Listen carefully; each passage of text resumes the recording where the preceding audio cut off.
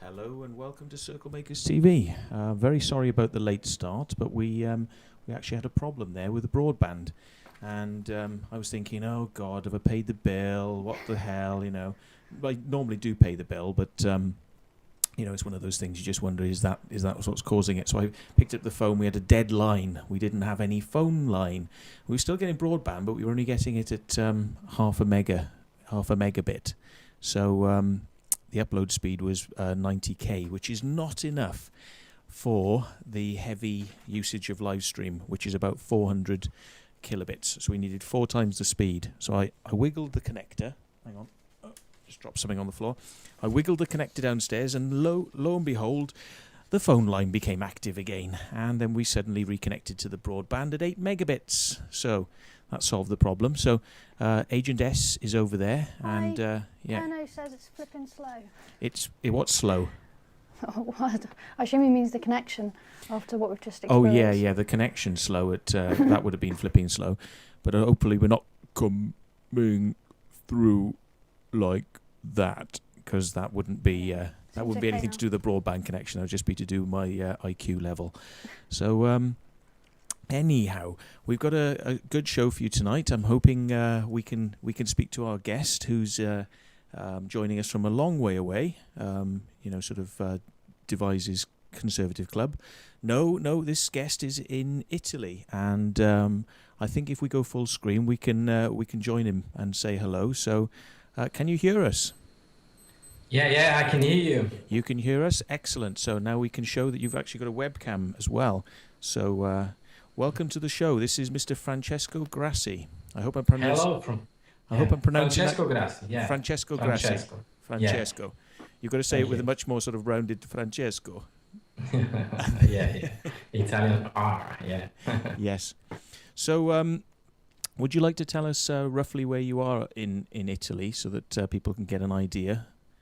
Yeah, I actually live in the north of Italy. It's it's very famous town is Milan, so it's quite in the north. I was born in the south, but then I went to study in the north of the Italy, and then I went to the university, and I work here in Milan. Right. Okay. So Milan is quite a nice place. I saw a little bit of that when you invited me over to make a crop circle. So we'll talk about that a little bit later on. And so some people probably aren't aware that took place, so we'll have to give them all the details. But right, whilst we've got Francesco on the line, we shall say hang on fire on the line, and we'll let people know a little bit about the channel, because we like to tell people how they can actually interact. So we'll switch back to my camera, but you can still hear us. So we got fingers crossed Skype's going to work really well tonight. We're hoping on this. And you can't hear. I can't hear anything. You can't hear him, right? Okay, now you can. Sorry about that. Agent S couldn't hear. Might be a slight echo, but only in the room, won't go through on the stream. That's fine. So, right, we've got some information for you. We normally tell you how to get in touch with us. The website for the channel is CirclemakersTV. And, you've got to go to CirclemakersTV.org, which is www.circlemakerstv.org. And you'll find information about the show, including some links which are on there for tonight's show, which we'll be talking about in a bit. If you want to Skype into the show because you'd like to speak to our guest or ourselves, you can do that by adding the following username, CirclemakersTV, which we will then accept you, and you can either send us text messages anonymously, which is one way to do it, or if you want to send text messages to us in the chat window, we've got a little chat window which, if you look in live stream and you scroll down a little bit, on the right hand side there's a white box and there's lots of people chatting away. Now that's a live chat window, so if you click into the little typing area and press enter, type some text, you can actually get through to us. And what we normally ask is if you want us to read out your question, if it's for the guest or if it's for us. If you put it for the guest, it'll be Francesco in capital letters. If you want it for me, it'll be Matthew. If you want it for Agent S, it'll be for Agent S. Otherwise, we will skim across reading the mail that's in there. But if you definitely want that question asked, make sure you put it in capitals so we can work it out. Don't be afraid to post it twice if we miss it. Yeah, don't be afraid to post it twice, we're being told. If we miss it. Okay, great. So now then, we're going to go back to Francesco and we'll find out a little bit more about... so if you want to go full screen, that would be brilliant. Thank you. So there's Mr. Francesco in somewhere near Milan in Italy, which is somewhere near Australia, isn't it? No. Okay. I mean, we're probably on the level of like people sort of when they say they don't know the UK and they say like Wales, is that part of England? You know, it's like, so yeah. You know, it's you know, the Mediterranean Sea, so it's there in Italy. It's quite famous all over the world. So. Okie doke. Now you're clicking your pen under the table, aren't you? Okay, I don't do it. we can hear everything, mate. And Okay. we can tell you've got two people sitting in the room. Let me just work. I can psychically tell that one of them is 31 and was born in July. Am I correct? Me in July? No, the two other people in your room. One is female, born in July, likes dolphins. Am I correct? No. I'm not correct. Oh damn! No. You're too skeptical. people with me. You're too skeptical, sir. I've been told. You're bringing me back down to earth now. You're supposed to say yes. You're absolutely right. Okay, excuse me. But, Okay. yeah. I'm glad to be brought back down to earth anyway. So, right. Would you like to tell us a little bit about your interest in the paranormal and specifically then crop circles? How did you become involved in all of this stuff? Does it go back into your youth? Can you start us off?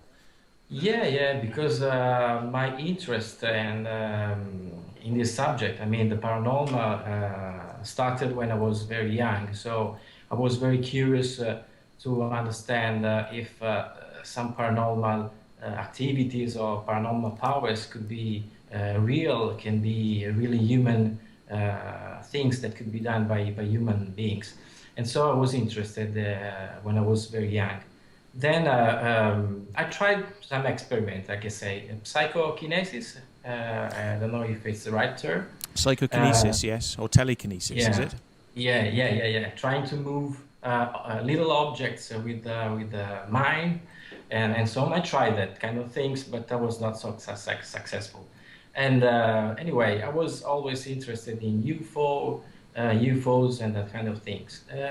Later, when I got my skill and my knowledge, the scientific study I had during the university, let's say, I was interested, and I discovered that in 1989, in Italy was founded the CICAP. The CICAP was. I can hear an echo. Yes. Okay. Yes, I Okay, am now it's listening. better? Yep. Okay. I discovered that this kind of committee was founded in Italy in 1989. Right. It was created by a very famous journalist. It's called Piero Angela, and the approach to this kind of phenomenon was rational and scientific. So I was interested in this kind of approach, and I was interested in CICAP. CICAP, it's like checkup, so it means Italian Committee for the Investigation of Claims of the Paranormal. Right. And then I got interested in these things, and I went into the crop circle subject around 1999, 2000. I was very curious about these kind of things, and I started my researches about this subject. Right. Okay. Well, 1989. So we're just sorting out your Skype window. If you want to, yeah, that's brilliant. So 1989, you started research. How far did your research go? Were you simply a member, or were you actually a researcher as well?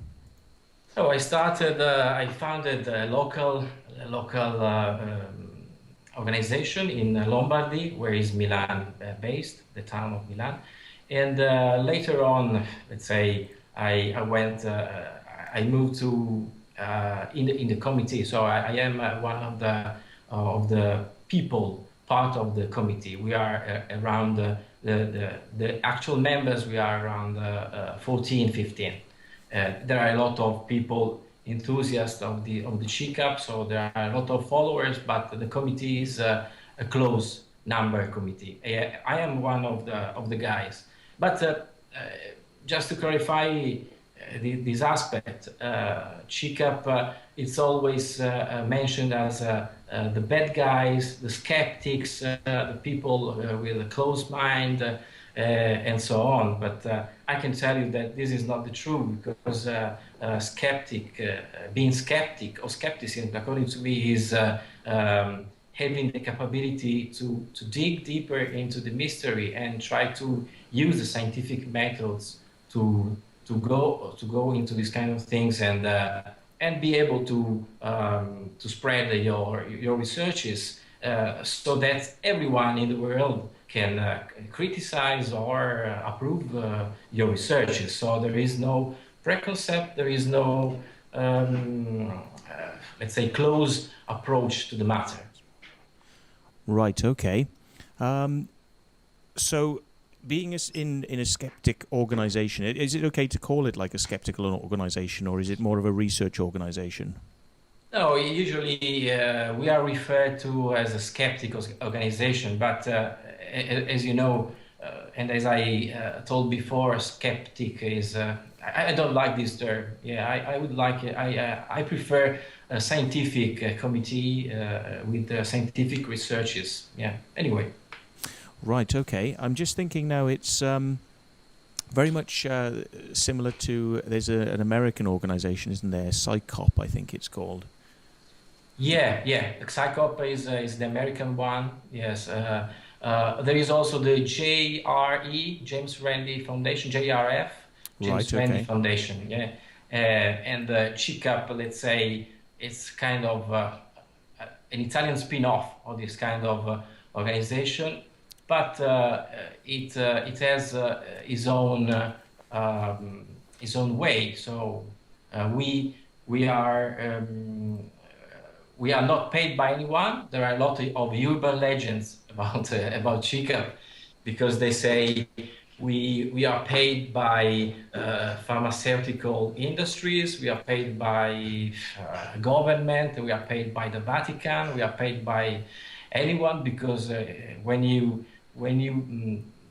publish your researches and you are, let's say, critic about a subject, and then you should know, because you are saying that you make circle, and you discover that a lot of people hate you just without knowing about you, without knowing nothing, and without reading what you write and what you say.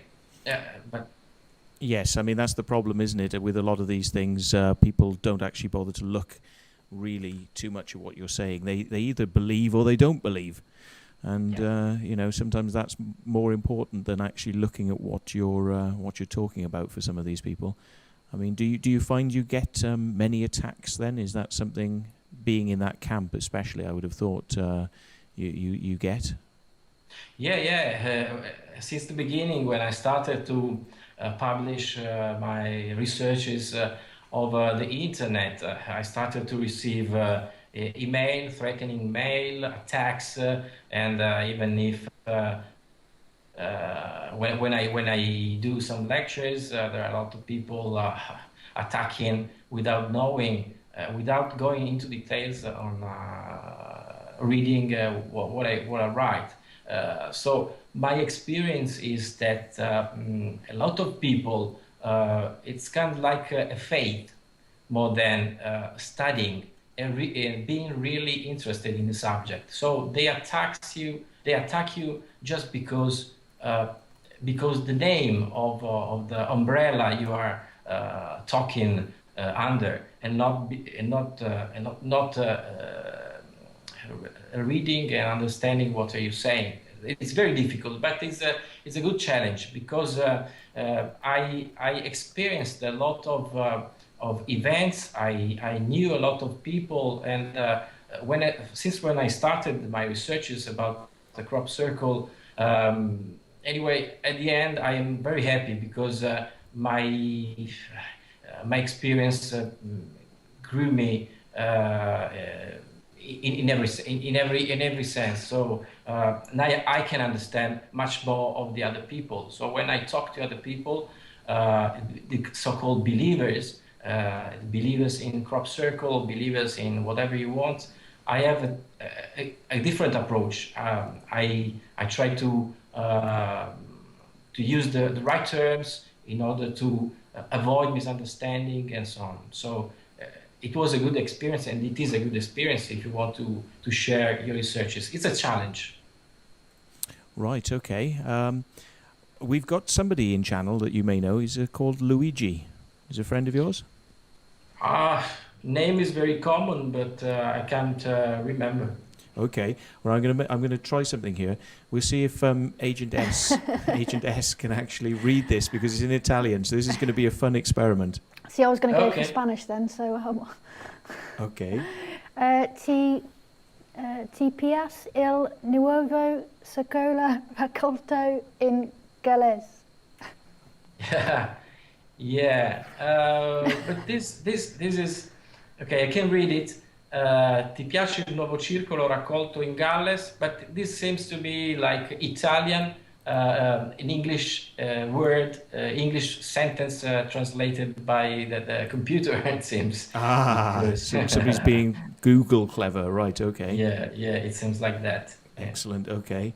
Well, what does it say? Is it welcoming to the show? Do you like the new circle made in Galles, in Wales?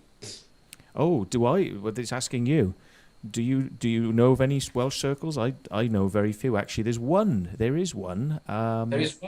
There is one this year. I believe it's in Chepstow, isn't it? It's the first one of the season, first one of the crop circle season. It's in Chepstow on the River Severn. Rapeseed, isn't it? It is. I believe it's rapeseed. Yes, indeed.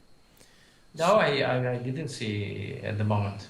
Yeah, I think the Crop Circle Connector featured it in the last couple of days, but I don't normally go as far as to look in Wales. So no, even though it's my original place of home, I don't take an awful lot of notice of if there's ever been anything in Wales. I'm mostly interested in Wiltshire. But how's the crop circle season in your country? Have you had a start to crop circles this year? This year, not yet. As far as I'm aware, not yet circles. But I presume in the next months, Italy will start again. And I don't know if you are aware of this. Italy is quite prolific about circles, and maybe it's the second region in the world after UK. It seems that there are a lot of circles now in Italy. I think that next month will be okay. Right. Okay. Now, so we've talked a little bit about your background, being involved with. I keep on thinking I should call it CICOP now, but it's not. It's remind me, CS. CICAP. CICAP. Sorry, CICAP. It sounds like checkup. You know, it's a checkup. A checkup. Yeah, it's kind of but it's not A but EC CICAP. Okay. Anyway, there's certainly some researchers out there who need a checkup from the neck up, but yeah. So yeah. Okay, so you've been involved for a number of years with them. How has your research come on then? You sort of got into crop circles specifically. What was the reason why you sort of steered into that sort of branch rather than other things? Yeah, let's say that I have a common ground on the paranormal experiments, so I'm able to perform experiments in all, let's say, the kind of the basic level of classic paranormal. And then the question I was interested in was how is it possible that humans can do these kind of things in the weeds, in the crops, and how is it possible that a lot of people are claiming that this cannot be made by human beings, and okay, and Okay. It's all right. I just said, stop clicking your pen. He's thrown him now. Yeah, Look. you're right. He's You're thrown right. him. Yeah, you're right. This is how you get. This is how you get the cheek cap people. You know, you just say, stop clicking your pen. That's it. That throws them off. Yeah, of course. To try that with James Randi sometime. Yeah, I can bend the pen. Yeah. Snap it and put it in the drawer. That's probably your best bet. Okay.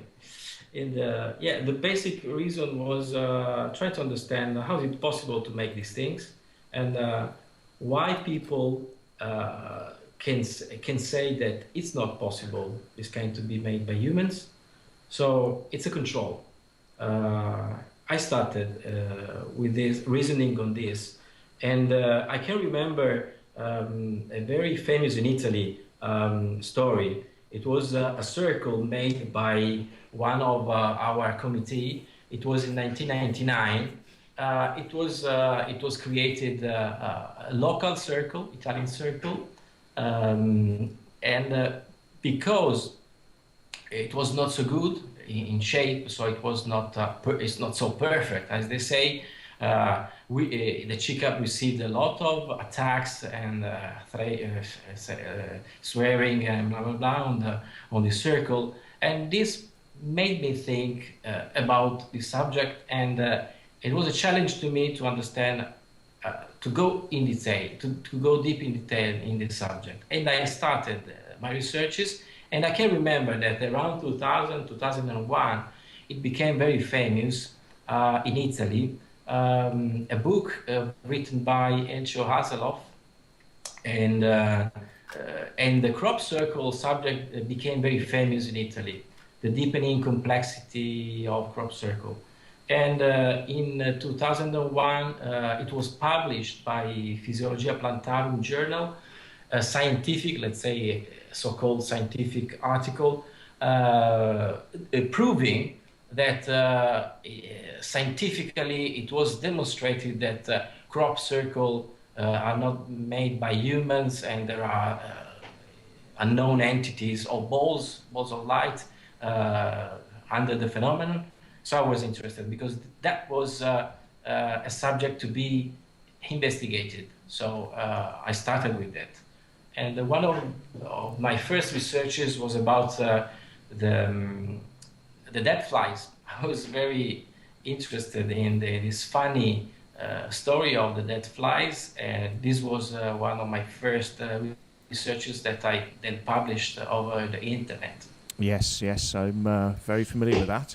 We've even got some photos we'll bring up in a bit, so when we start going into that in detail. We've got somebody has mentioned something. I'll let Agent S. Yes. Hi. We've got a chap called Tristan in channel. He's asking, or whether he's making a statement actually. Statement, yeah. Yeah. CSI COP or CISCOP in USA is now the Center for Skeptical Inquiry. CSI. Yeah. I presume last year they changed the name, but yeah, this should be true. Yes. Okay. There is another question underneath then from somebody called Jargenial or Jargenial. Jargenial. Yes. Yeah. Has the Vatican some interest in crop circles? As far as I'm aware, I don't think so. They are not interested in crop circle. No, it's not of interest. No. Is that because they've actually studied it themselves and deemed it to be not worthy of interest? Because I would have thought at one point they probably were, like many people, wondering where all this was coming from. So is there any evidence that they've kind of looked into it but dismissed it, or? No way. I think it's not important for the Vatican, this subject. Completely not. So they didn't think that they were going to, it wasn't a sign from beyond then, that or an apocalypse sign? To be honest, I think that there are two kind of approach to the crop circle subject. Let's say the first one, the main famous is the believers in the crop circle. So there are a lot of followers of the phenomenon and so on. In the other case is the other part is, let's say, something to be read over the newspaper, but not so much interest in digging this. And especially if you imagine that Italy is, let's say, 4 or 5 years that in Italy they started to create circles, but before 2003 in Italy there was no circle at all. Really? So it wasn't. Oh, it's quite a recent thing then, yeah. Yeah. So in Italy they started around 2003, something like that, and I think that it's not a subject important for the Vatican at all. Right, okay.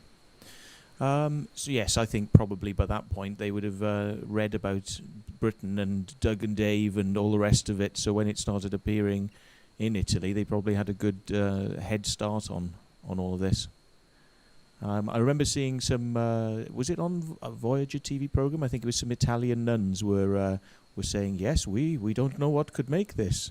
Was it on that Voyager program? Or Voyager is a very famous program, TV program talking about mysteries and also crop circle. Crop circle is a very common subject presented in Voyager. It's very famous. I can't remember what are you saying. So you are saying that well, there were a couple of nuns, and the nuns were sort of being interviewed as to what do they think of the crop circle that appeared near where they live, or where they don't exactly work, I suppose. Well, nuns work, don't they?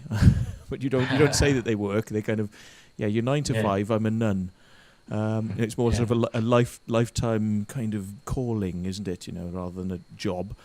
But anyway, they were saying, "Oh yes, it's very strange, isn't it? We don't know where it comes from." I'm putting Welsh accents on Italian nuns, by the way. "Oh yes, it's very strange. We don't know where it comes from," and because it's the normal approach as all the people. Because as a matter of fact, if you don't dig, if you don't research, you cannot understand how it's feasible, how it could be done.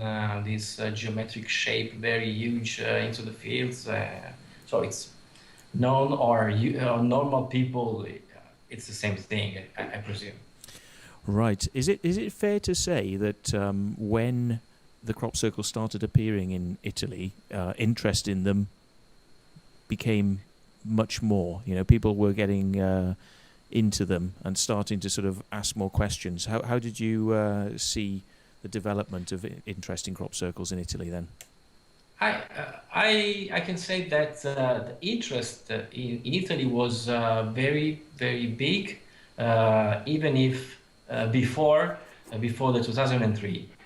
But before 2003, since the beginning, around 1989, when 1990, because it was the first publish of the circular evidence of Pat Delgado and Colin Andrews. It was the Italian version. It was in 1990-91, and so the subject was very famous from the believer's point of view, but no circle makers around on the ground in Italian fields. So there were a lot of people following the subject from that position, but it's a strange correlation, because in 2003 it was aired on TV, the Sign, Mr. Night Shyamalan movie. Oh yes.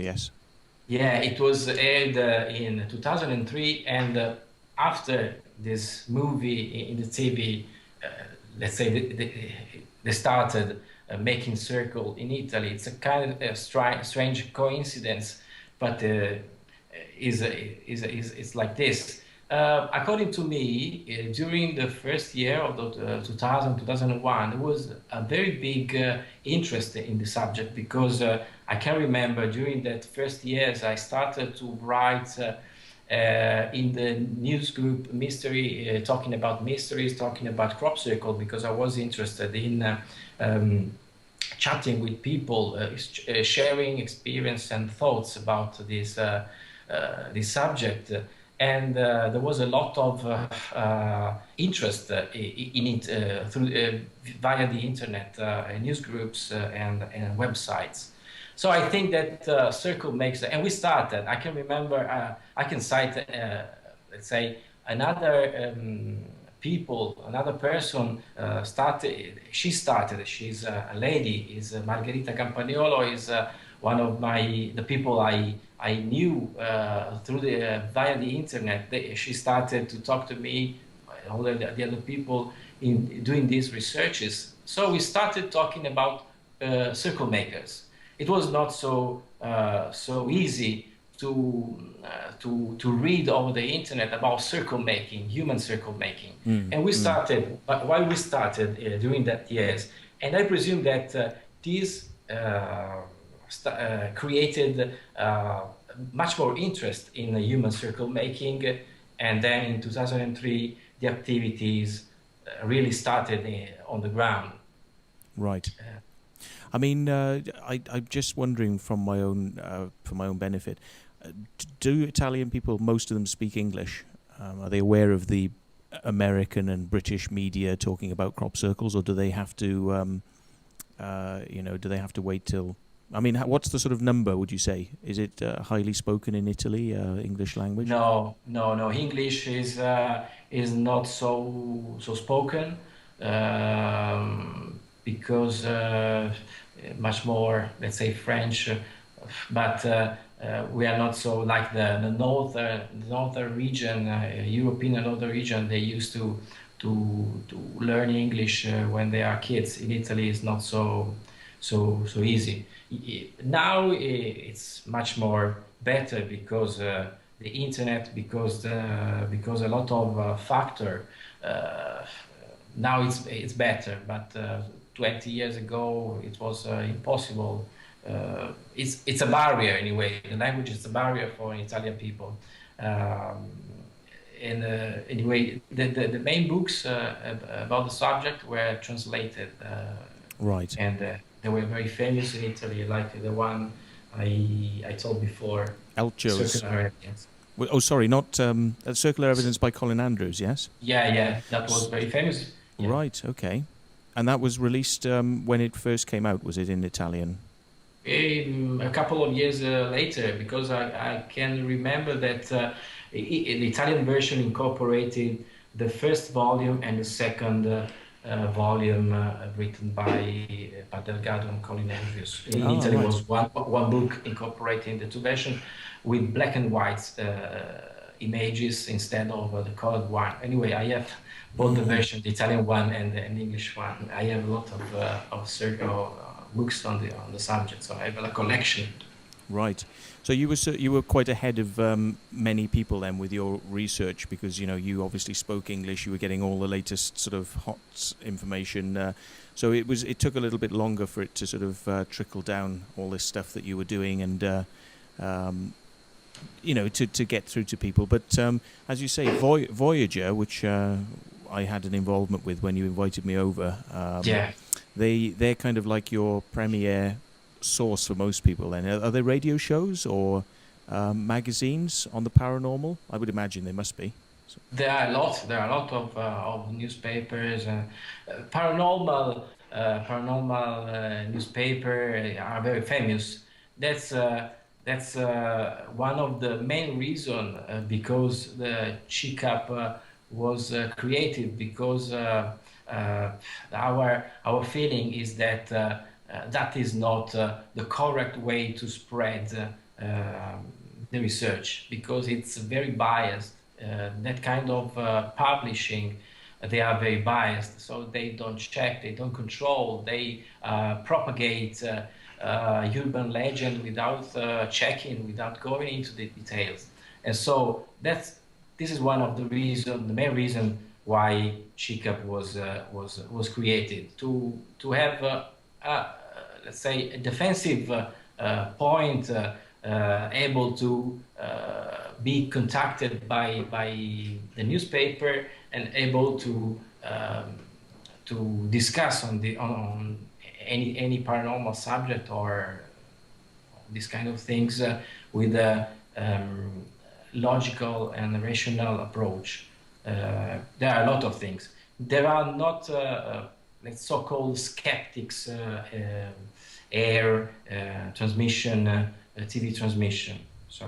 Right, yeah, it's a similar sort of situation to what we've got in this country then, whereby, you know, there's a lot of, you know, wild information out there, and it certainly sounds very interesting, but not a lot of looking behind the surface to see whether or not this is in fact truthful. Do you find it's quite hard to deal with the media in Italy to get the point across that there are sometimes rational explanations for what are considered at first to be paranormal or...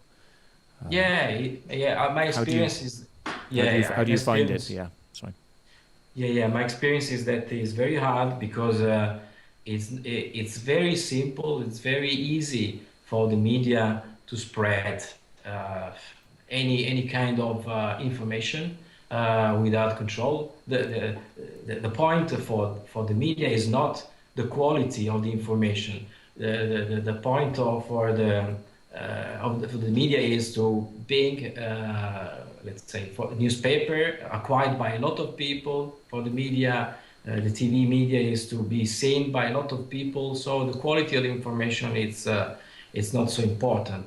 And when you are in that kind of program, it's very difficult because you have to say the right things in the right way to avoid being misunderstood by the others. It's very difficult. And anyway, this is my experience.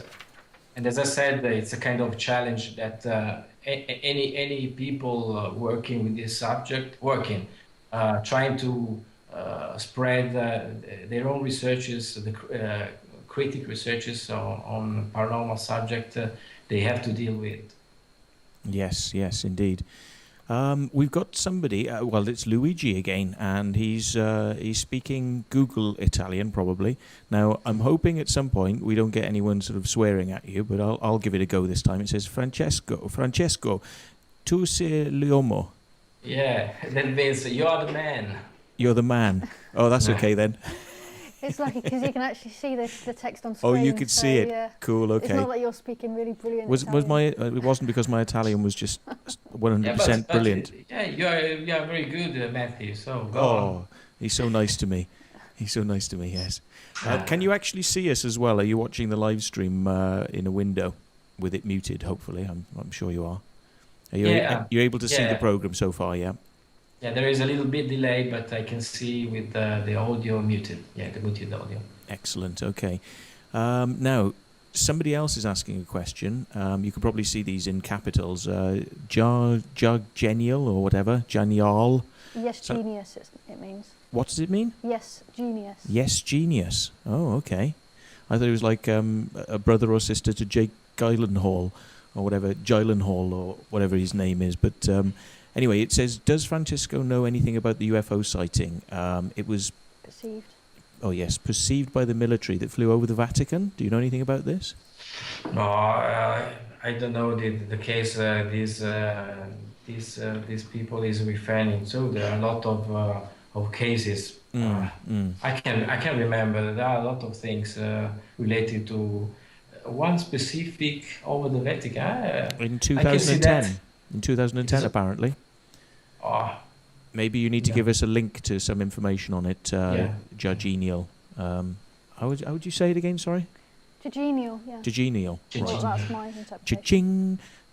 So we've got, Okay, there we are. Open Minds TV Vatican UFO film. Okay, right. Yeah, but you can't believe everything you see on the internet. There's been a lot of hoaxes recently. Have you seen some of these over the Temple Mount stuff? I've seen some of these bits of video footage where a little ball of light is seen above Temple Mount, which is in the holy district of Jerusalem. And then you've got, it shoots off at high speed. And it just looks too good to be true. And, of course, it kind of ended up, it was too good to be true. I think it was found out to be a hoax. Did you see any of that, Francesco?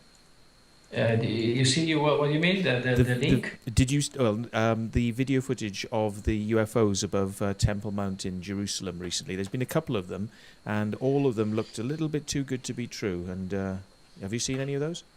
Yeah, I've seen. I've seen. But to be honest, there are so many footage that it's quite impossible to follow all the footage and yeah. And you know, you cannot say the last word on this kind of footage because you can say whatever you want, but the UFO it's a kind of different. That's why I was interested in crop circle. Crop circle was a physical object being there. You can go into the field, investigate, and so on. UFO it's a kind of interesting because of a lot of aspects. A lot of aspects, but the real problem of the UFO is that you cannot, you have not the physical object. You can say what you want. You can say that the testimony was looking at something else, a planet or whatever you want, but you cannot say the last word.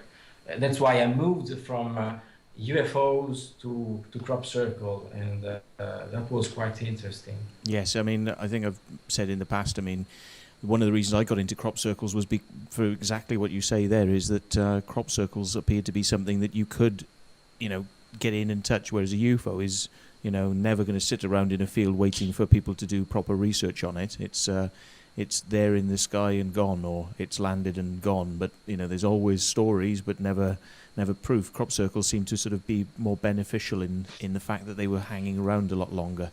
That's in the early days. In the early days when I didn't know what was making them.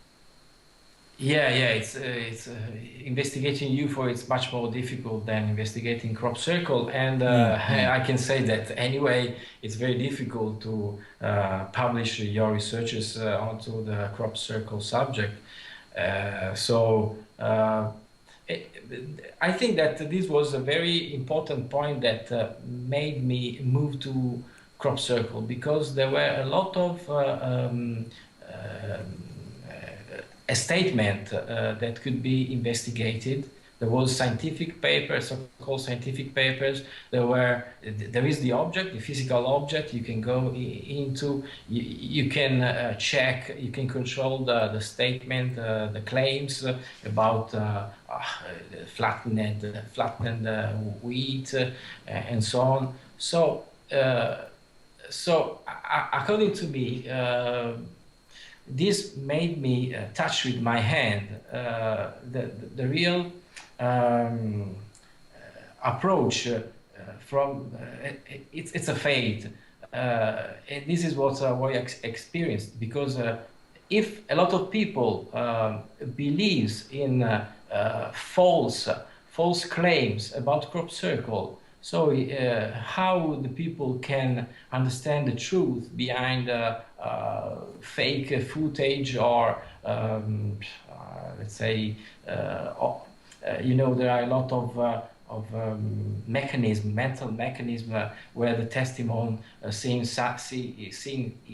something that is not true. So it's very difficult. But much easier in crop circles than in many research fields, yeah, because you can. And it's very difficult, yeah. Yeah. So what we should do then is we should get our teeth into some of your actual cases, because we've talked around the generalistics of it now. So would you like to give us a little insight? I mean, I've got some of your information which you sent across. And by the way, what we should perhaps do is tell people that if they want to have a look at some of the information that's being mentioned here, there is a link on the CirclemakersTV website, which is, I'll put up the link for you now. This is CirclemakersTV.org. If you go onto that website, there's a specific link on the front page, and it says Francesco Grassi. If you click on that, it's got a whole page of links which go to Francesco's website and other websites that Francesco has helped give information to. So you can pull up all this stuff there. So it's not just that we're going to be saying things on the show and you have to take our word for it. You can go and look at the background information to this too. So would you like to lead us in with something that you've dealt with? And I'll be happy to question you and try and get some more out of you if you want to. Yeah, of course. I'm very anyway. I didn't say it. I'm very happy about this experiment, web experiment with you, Matthew, because it's very interesting. Good. one of the main important concept that I want to. Could you avoid this echo? Could I avoid what? Sorry. It's an echo to me. Oh, is there an echo? Oh, yeah, echo. Hang on. It was an echo. Maybe when you don't talk, there is an echo to me. Right. Say something. Say 1, 2, 3, 4, 5. Yeah. Okay. I'm here. Are you getting the echo now? Yeah. No. Now it's okay. Okay. What it is? It's we've got the speakers on in the room so that Agent S can actually hear what's going on. Could you manage if I put it down a little bit lower, or could you? Do you want some headphones? You speak to us. I'll sort out some headphones whilst you're talking to Agent S, and then we shouldn't have any echo at all. So I can hear you, so carry on. Okay. I was saying that one important concept that I am interested in spread during these couple of hours with you and with all the people looking at this program is because I have seen a lot of comments about how these people made these studies, so he's not titled to talk about the subject or whatever it is. The concept is that this is the beauty of the science. The beauty of the science is that anyone, now I have the echo, anyone can formulate, can publish their own, his own researches, and anyone can comment and criticize. So there is not the final word from one specific person just because he is an authority. There is not authority in science. Anyone can say.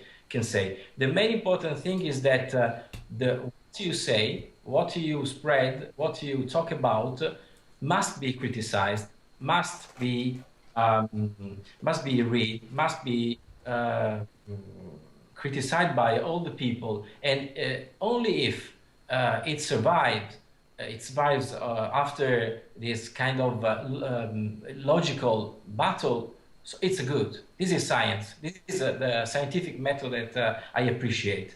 So just to clarify the subject, I had a degree, a university degree in electronic engineering.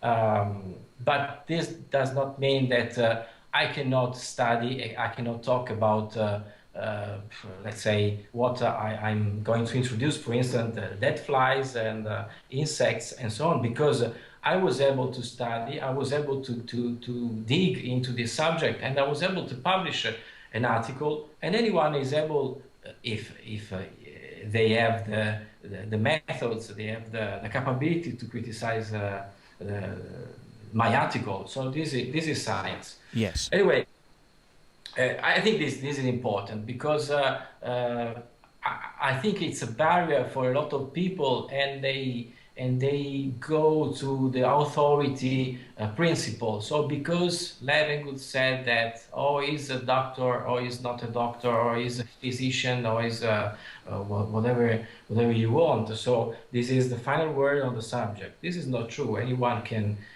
criticize, read, study, and this is science. Okay, going into one of the first research is I was very interested in. It was about the dead flies. Dead flies was interesting because, anyway, we received an email from some people criticizing us, saying that how do you want to, how are you able to talk about this subject? You are not able to create perfect formations, and you are not able to replicate the anomalies. So we are talking about anomalies in crop circle subject. What's anomaly? Okay, the anomaly, I don't know if all the people listening are quite expert on this, but the real problem is how we can say that a formation has been man-made or not. This is the main topic, the main question. And there are a lot of so-called experts saying that there are what they called anomalies, proving that specific formation could not be made by human beings, because the anomaly. In this case, the death flies. In 1998, there was a formation in Cherhill discovered by Janet Osebald, that is quite famous in the UK because she wrote a lot of things about circles, and she found a lot of flies stuck on the wheat and dead in a strange way with spread wings and so on. So you can see, you have seen the pictures on the internet. So that was the link used by Elcho Haseloff in his book to write an article saying that maybe a ball of light, let's say kind of UFO, because a ball of light is a kind of UFO. It's a specific kind of UFO. So maybe it was irradiating some energy, and while creating the crop circle, and this could be the cause for the death of the flies. In this case, so it's very interesting because we have photographs, we have a lot of things, and I started my researches. Matthew, if you want to interrupt, it's okay. Anyway, I can talk about this if you want. No, that's fine. Yes, the flies are very interesting. So I mean, it'd be good to go into more detail with that. Because I mean, I remember hearing about these with Bert Jansen and Janet Osebald. I remember it being their sort of bag, wasn't it? Yeah. Yeah. One of the first things I discovered, this is interesting, when you dig into a mystery, you discover a lot of things that are not so well known. Because the first thing I did was to find over the internet what was the formation where Janet Osebald found the dead flies. And I was very surprised to find that formation. It was really a mess. It was not perfect, absolutely not perfect. And even if at that moment I had no, let's say, clue about the solution of the mystery, that was another important point I reached, because it's a dissonance. There is a myth of the perfection. The real circle are perfect, while the human made circle are not perfect. In this case, we have an anomaly in a very bad circle. Yes, indeed.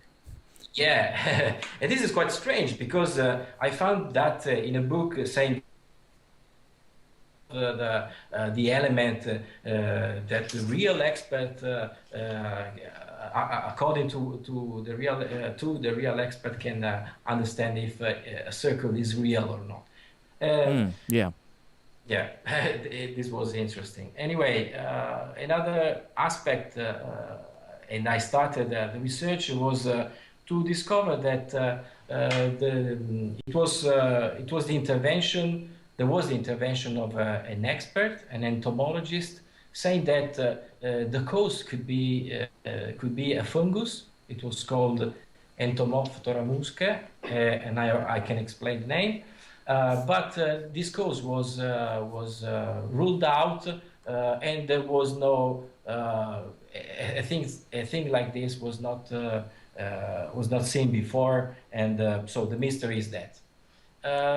So you're giving us. I'm just going to stop you there and just go a brief overview. Are you saying that you brought in an entomologist and sort of were able to kind of close the mystery? Yeah.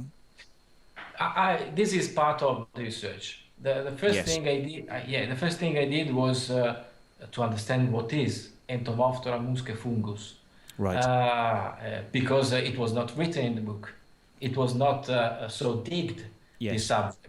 The statement was very, very easy and simple. It could be this fungus, but it was ruled out. So that's all. Could you say it slowly, because even I can't remember it. The name of the fungus that you're talking about there. The name is Entomophthora muscae. Musca. Entomophthora, it's a conjunction of two Greek words. Right. It means entomon means insect. Right. Photora means destruction. Ah, so okay. Okay, so entomophthora means destruction of insects. And musca is a Latin word for fly. So entomophthora musca means fungus destructor of insects, specifically talking about flies. I would have thought the musca was kind of like the fungus bit, but no, the musca is the fly bit. Okay, that's good to know. Literally means of flies, musca. Brilliant. Well, thanks for that. Sorry to stop you there, but I thought we just, pin that down so people understood what we were talking about here. No, okay, it's okay. Go ahead, carry on. Sorry about that. Okay, no problem. So the first thing I did was, what is this fungus? What is a fungus? What is the life cycle of the fungus? So I went, and now it's kind of easy, let's say, if you know how to do, it's quite easy to go over the internet, use the search engine, and find a lot of literature and books, online books, to study a subject. And that was what I did. So I downloaded a lot of books, scientific books talking about this fungus, and I studied it. Okay. And the real surprise was that anything that this fungus was doing to the flies was exactly what has been seen by Janet Oswald. Right. So this was put forward by Janet as being a strange effect in the crops. Flies found stuck to the sort of crop and unable to move, looking dead. I believe the first claim was they were dead, wasn't it? Was that correct? Yes. They were dead. Yeah. Yes. So, would you like to tell us, a little bit more then? So, obviously, what was happening to these flies then? Okay. The life cycle of the fungus is I have to make the thing simple. Anyway, a small particle of the fungus when touches the abdomen of the fly, it starts to penetrate the abdomen, goes into the flies. Yeah. Yes. You are showing some that. I've actually got something up on the screen now. So yes, if you wanted to describe what we're seeing. Yeah. This is a dead fly in the last phase of the fungus attack. This is called sporulation. Sporulation. You can see coming out from the abdomen. Sporulation. Yeah. Spoil or because the fungus is coming out through. I can spell it. Is sporulation. Okay, right. So it's the last phase of the fungus. The fungus is coming out from the segment of the abdomen. You see the thing, the white thing of between the abdomen. Yes. The segment of the abdomen. That the fungus. That's the fungus. Coming, yeah, growing, coming out, and spreading all over the dead fly. This is the last phase because the fungus reach the objective to be to get in touch with other flies, because the spread wings, if a live fly can see a fly stuck with the spread wings and the abdomen tilted up, the approach is, this fly is eating something, so that's an interesting scenario. Right. Or this fly want to copulate, and this is a very interesting scenario, even for the flies. So the other flies goes to this dead fly, and they infect themselves with the particle of the fungus, and the life cycle starts again. Ah, right, I see. And is the fungus's main objective to spread like pollen would spread? Like a bee would capture this stuff on its and spread it around from plant to plant, or is it its main objective to spread it from insect to insect? No, yes, because the fungus is very sticky. That's why the fly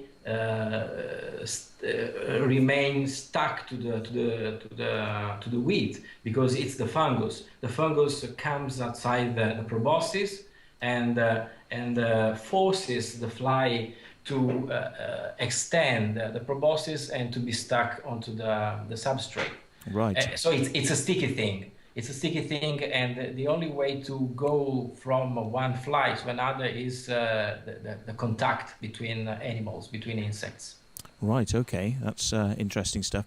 So the basic cycle you were saying then is that it will start off with the fly able to move around, and it will have some of this stuff on it, but then it gets worse, and progressively the fly will probably find it harder to move, and eventually then it will overtake the fly will die, but other flies will have contact with it and spread it on.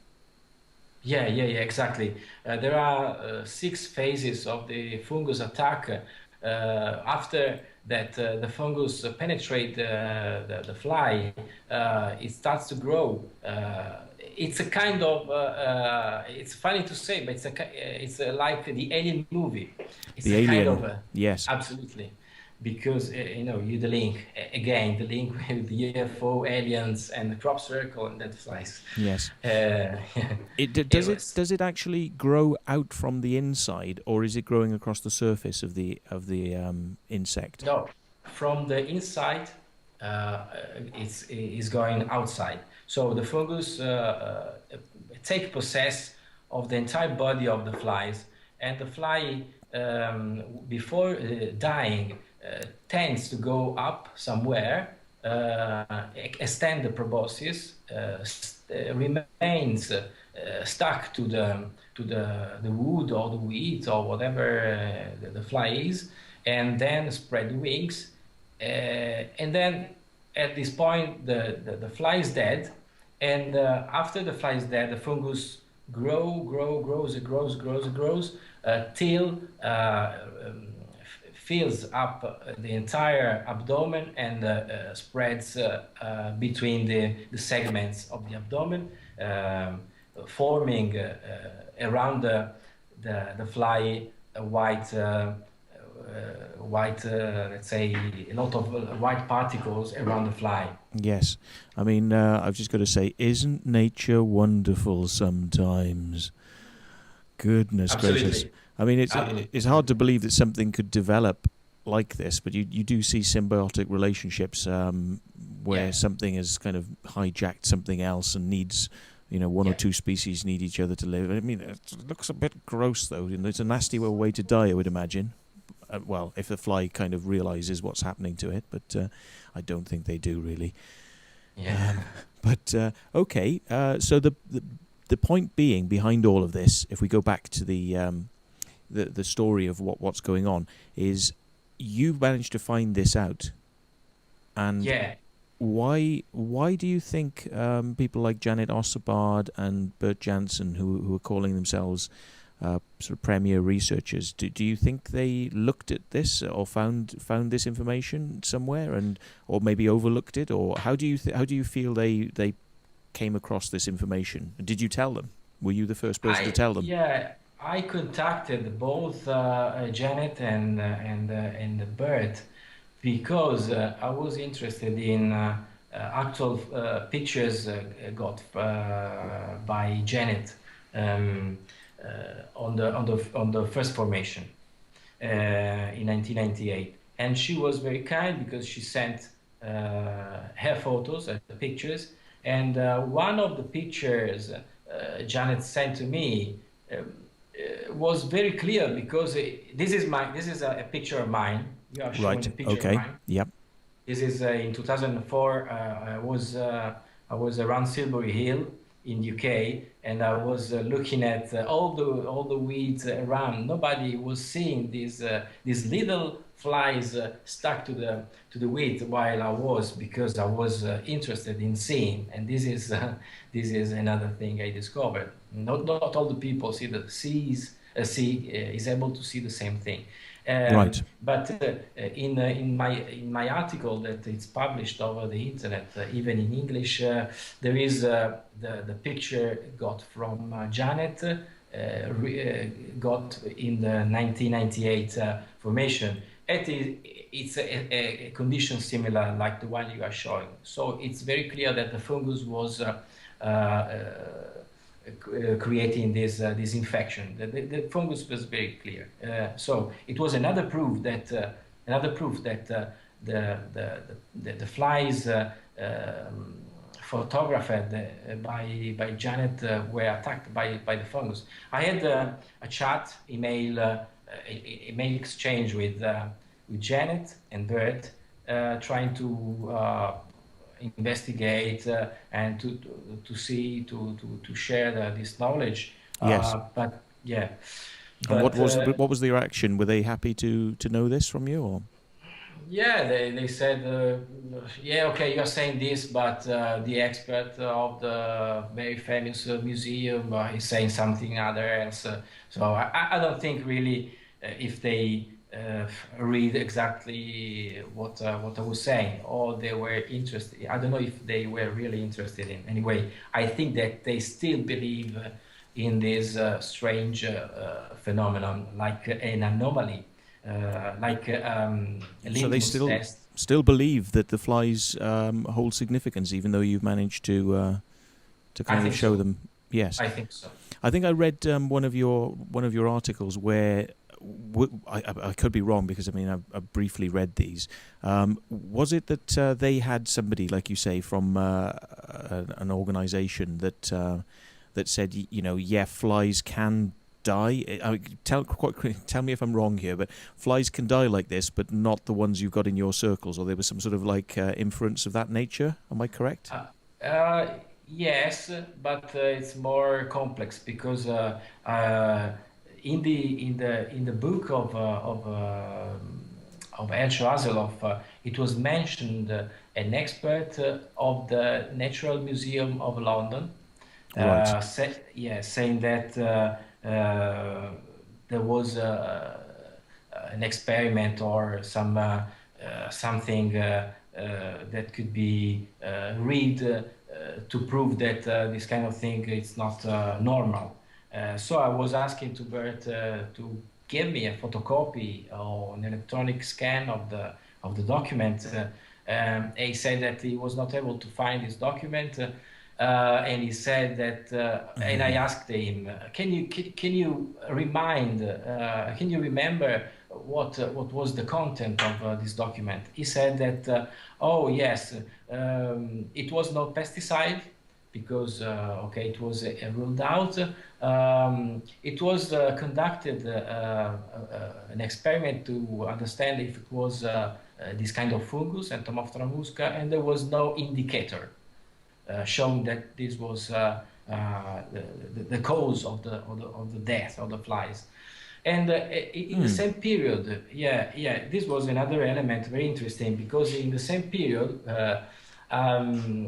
I went to home after my Christmas holidays, and I opened my French door, and I discovered a strange white point stuck to the wood of my French door. And because I was studying the subject, I was really interested in seeing it from the very closely this thing, and I discovered it was a fly. It was a fly stuck to my French door, exactly stuck with the proboscis, with the wings spread, exactly like the one photographed by Janet Osserbar in the crop circle. So right. This was very interesting, because I could be conclude my research and say that some strange energy was irradiating my house. Yeah, could be an option. Right. Or what I did was, okay, this seems to me Entomoptera musca fungus, so I can take this specimen and take to the university somewhere, and going to make some analysis, perform some analysis on this specimen. And I was very lucky, because I found a professor conducting this kind of researches. So I was not saying I was interested in crop circle, because it's very difficult to be be understood when you talk about these kind of things. I said that I was a fan of entomology, and I was interested in understanding if this was the real Entomoptera muscifungus, and he was very happy to take some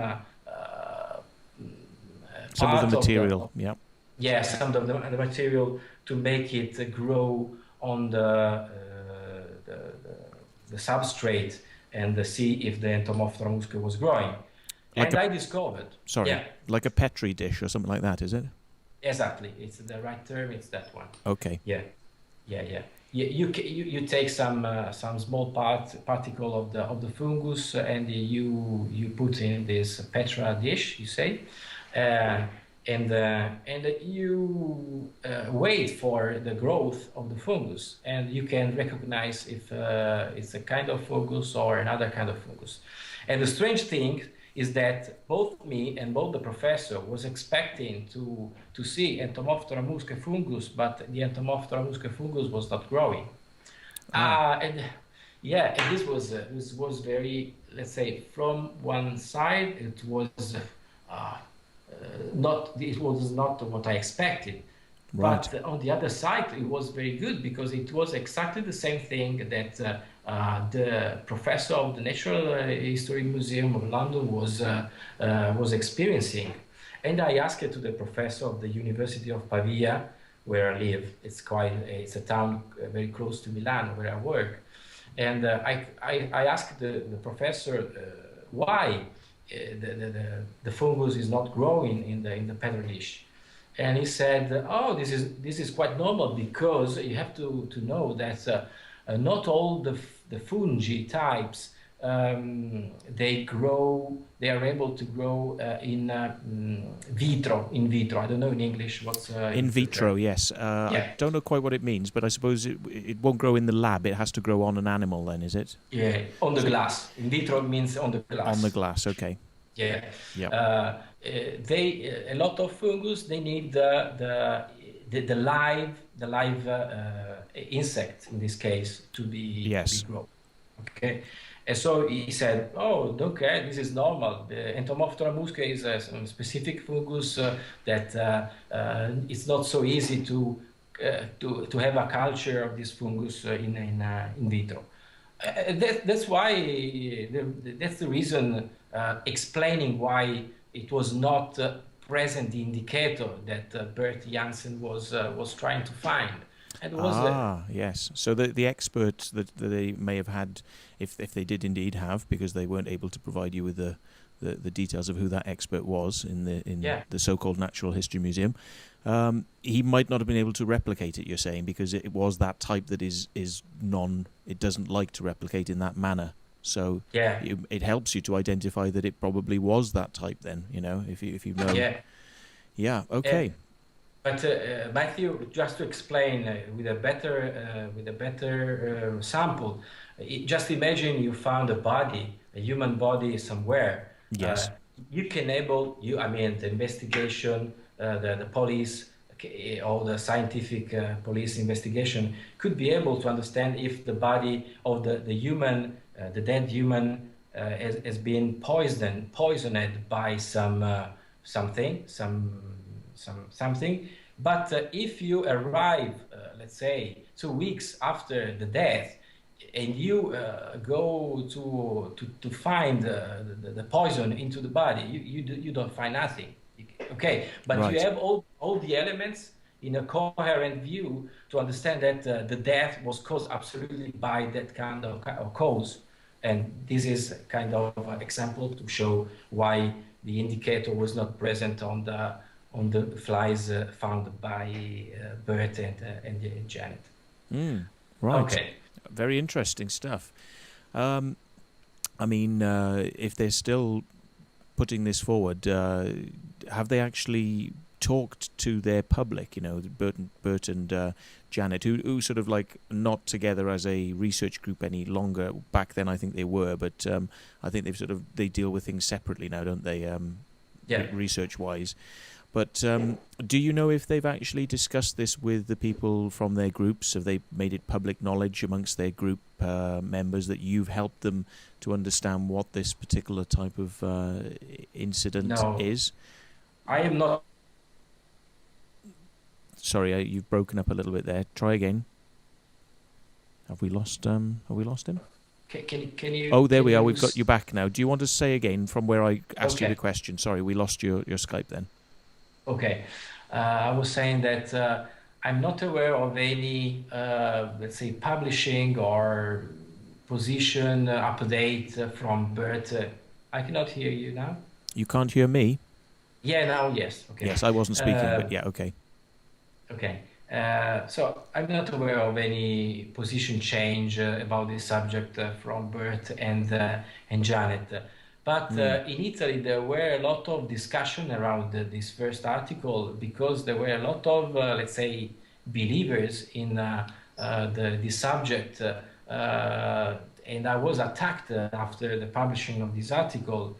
Really? And yeah, because I was criticizing their research. Yeah, you were criticizing. So who attacked you then? You know, the people, the Italian people supporting Haseloff claims and the Bert these anomalies. So I see. Right. Yeah. And but I can tell you that after years they changed. I know that some of them changed position because once I started to say to publish this information, they tend to go to UK the next years, and they discover the same dead flies, not only inside circle, but also outside and along the path. They are everywhere. You can find dead flies like this all over the wheat. And you can discover that you can find these flies also in your house. And as a matter of fact, I discovered I have in my blog I have written other posts related to flies found in my house or around on other experiences not related to crop circle. So it's not so hard to find. Flies dead like this. You have to look very carefully, but you will. It could happen. It happened to me making a lecture. I was explaining this research, and one of the people in the audience said to me after the lecture, showed me a picture got with the mobile phone, saying that the week before she got this strange photo of that fly in the office. So it's very common. It's strange, but it's quite common to find this kind of flies. Somebody. Oh, sorry.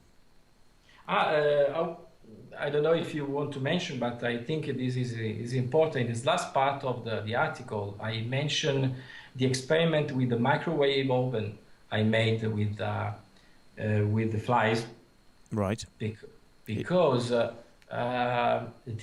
the original article by Haseloff is not so explicitly saying, but it was kind of persuading the readers that the fact that the flies were dead in such a way, it could depend on some strange irradiation by the balls of light.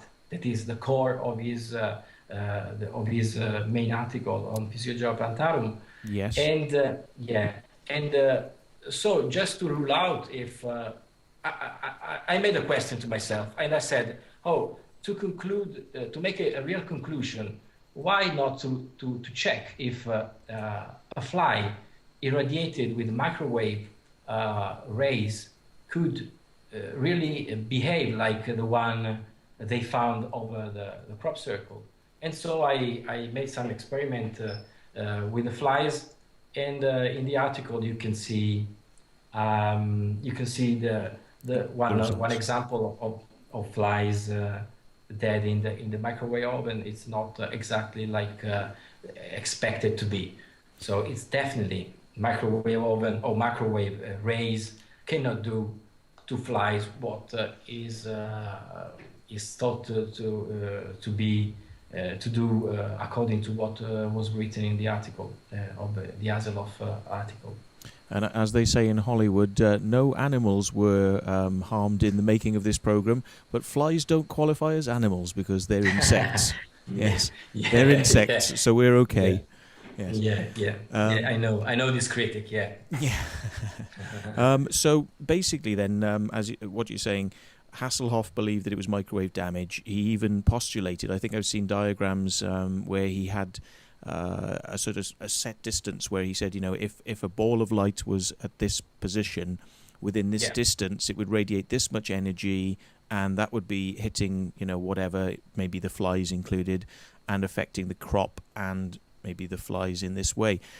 So that's quite a big statement to make, isn't it? When you're sort of reaching out there as a researcher to sort of postulate balls of light affecting the crop, the corn, affecting these flies, microwaving them.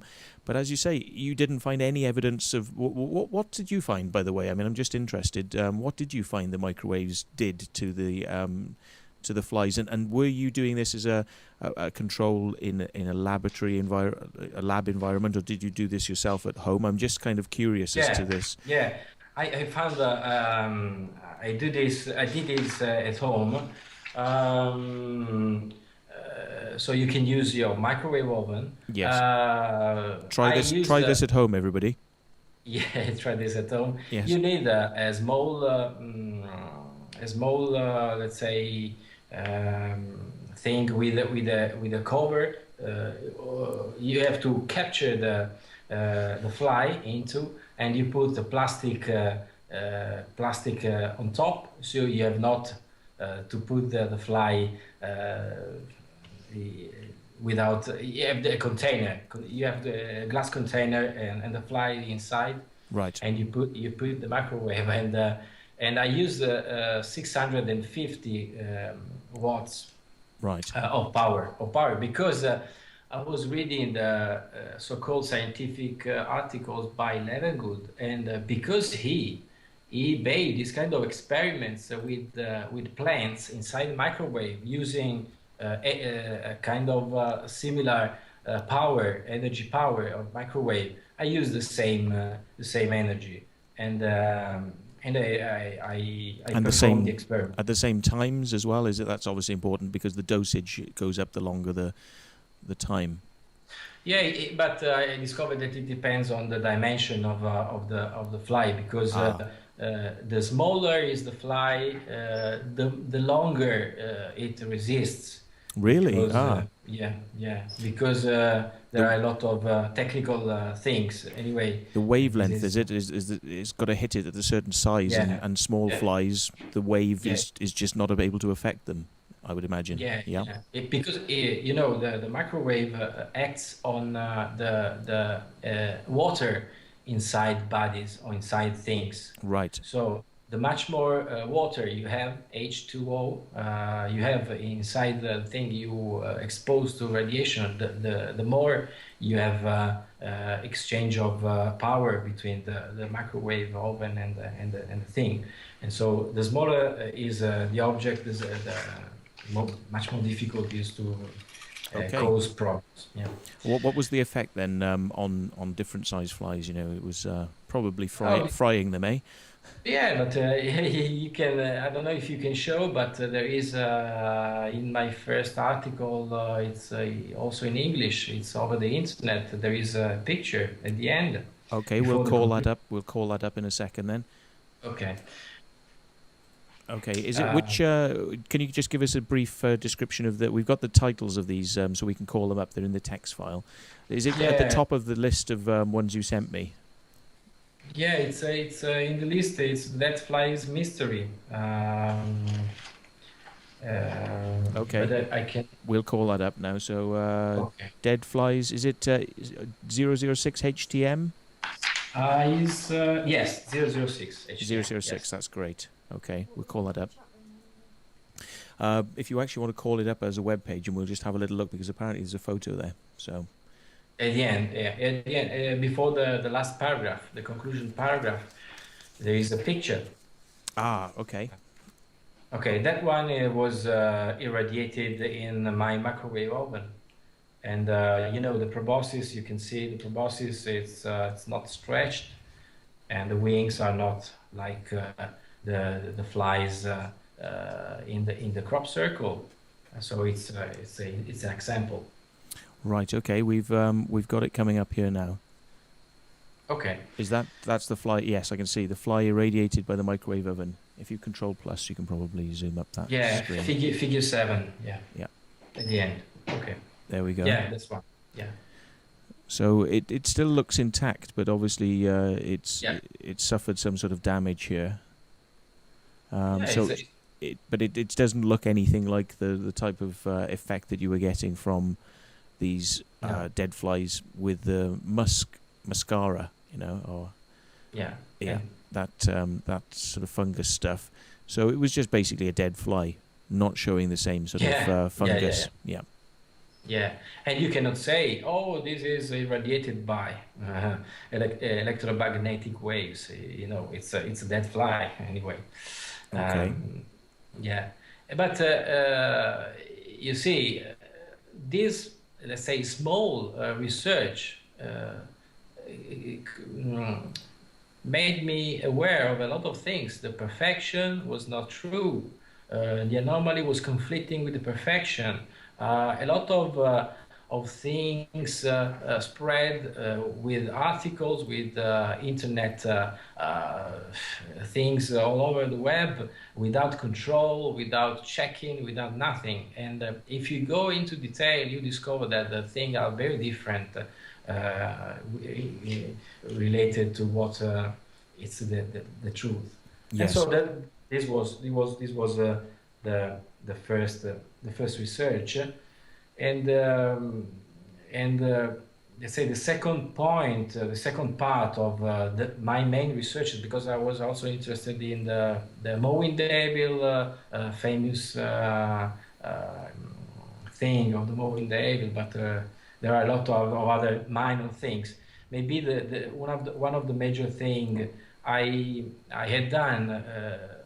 My contribution to the crop circle subject is to investigate the scientific articles published by 2 articles published by Levengood and Talbot in 1994 and 1999, and then the 2001 article published by Hasselhoff again, because this was the main important thing.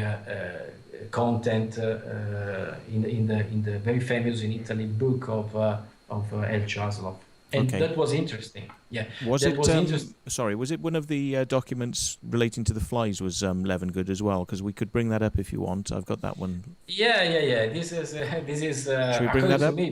Very funny. Yeah, you can show. This is in my blog.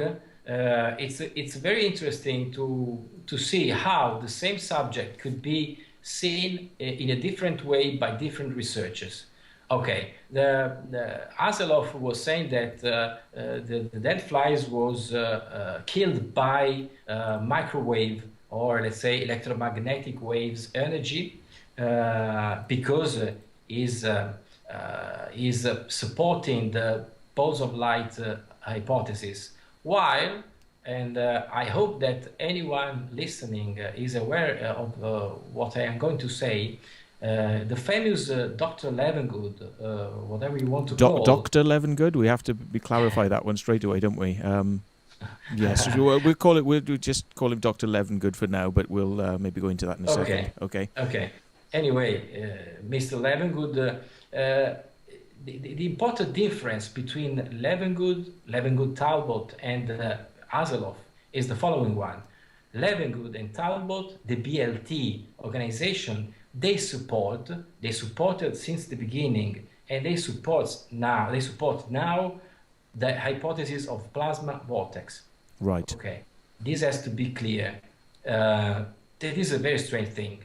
because even Terence Meaden doesn't believe about the plasma vortex, while Levengood and Talbot, they are still believing in this strange hypothesis. It's important to say probably that Terence Meaden, Dr. Terence Meaden, actually invented the term plasma vortex to try and describe this stuff.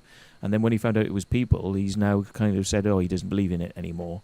So that's important to state, because some people might not know who Terence Meaden is. So carry on, yes. So they've followed this then. They believe that this is the case, even though the guy that invented the theory has given it up.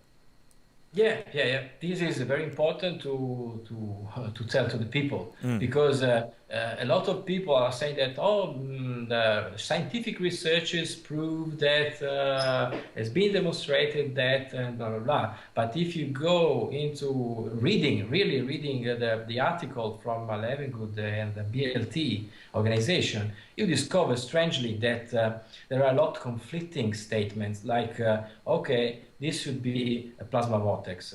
Anyway, we can go back to this subject, but I was trying to clarify that Aslov was saying that a BOL could be radiating the field and could kill the flies in such a way, while a different approach was followed by Dr. Levengood.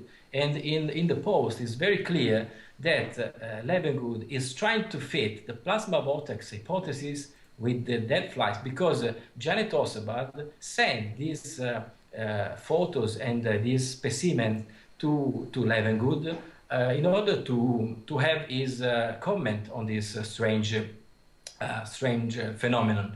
Yes.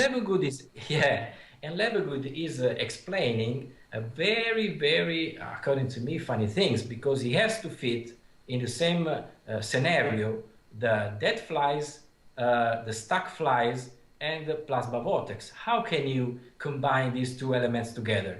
And in the post you can see the original report of Levengood saying that his idea is that this plasma vortex was rotating somewhere, collecting live people, live insects, live flies, was eating some sticky substances, and they were slammed to the wheat while creating the crop circle. Slammed. Yeah, you can read it. You can read it. So the plasma vortex it's very funny, because you can imagine this air vortex collecting, encapsulating flies somewhere, live flies, and creating a crop circle in another place, flattening the weeds, making the flies stuck to the weeds and killing in this strange position. And this is unbelievable, according to me. This is really unbelievable. I can see it in the last paragraph. Yeah, literally says slammed onto the wheat stems and glued to the surface. I mean, that is quite a big statement to make, isn't it? That all those things are taking place. You can say that with some certainty. Oh, well, not you. He's trying to. Yeah. Yeah, right. And this was very interesting, because you can see the same subject with different, let's say, justification and for forcing in different hypotheses, while the reality is completely different. Is scientific, is nature like this. And this is one of the main, as you said before, surprising thing. Nature is surprising. When you study, you can appreciate the beauty of the nature and the complexity of the nature, the very complexity of the nature. While there are a lot of so-called researchers that they are not interested in studying the normality, let's say, while going to other things without checking, without backgrounding the information. Yes, indeed. Well, we better just mention, because I should have done this at the beginning, but you've got a website which you can put the www on. I don't think it'll matter too much. It'll still work. But it's francescograssi.com is your website. Yeah. But maybe it's better to mention the blog that is much more, yeah, because the web is populated with the posts from the blog. The blog is francescograssi.blogspot.com. francescograssi.blogspot.com. Yeah. So slightly different at the end of the, you can see the spelling for Francesco Grassi there. Have I got that right? Francesco Grassi. Anyway, yes, going good. to the yep. going to the website, you find also the blog. Anyway, if you search for Francesco Grassi and Crop Circle, you reach both the blog and the website. And any of the links that were talked about tonight, if people want to go and have a look, there's a link section on www.circlemakerstv.org. It will get moved under the photos and links. At the moment it's actually on the front page. It'll get moved under photos and links, and it'll be Francesco Grassi. If you want to Skype the show, Skype us at CirclemakersTV. You can speak to our guest, Francesco Grassi, or you can ask us questions, but it'd be much more interesting to ask the guest a question. Please come through to us if you want to do that, and we'll try and hook you up. We haven't tried this before, but there we go. We shall give it a go. Right, so have you got any more interesting stories about crop circle research? That's quite fascinating. Ignorance of certain researchers to certain facts, and then refusal to tell their public what they then know. Well, I've experienced that one myself. Know exactly how that one works. So it doesn't surprise me at all that we get problems like this, and people just brush it under the carpet.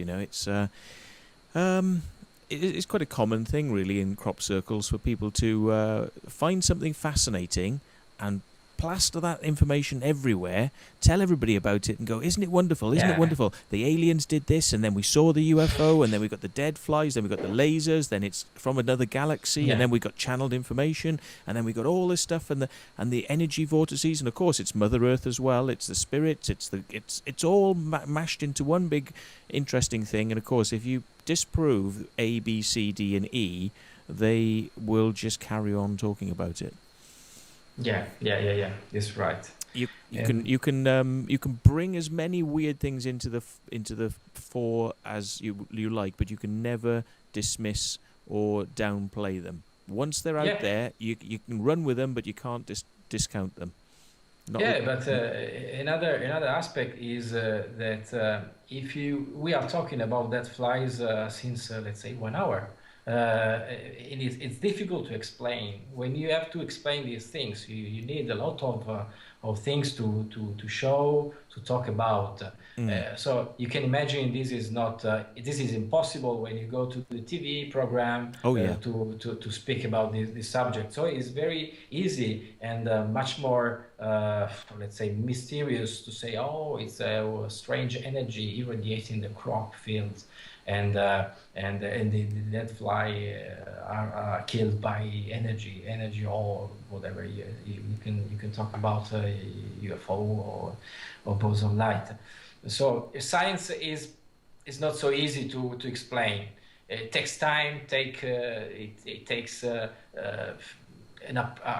different approach from the people listening. So you need to be very. You need to take care. You need to reflect on the things. So it's not so easy.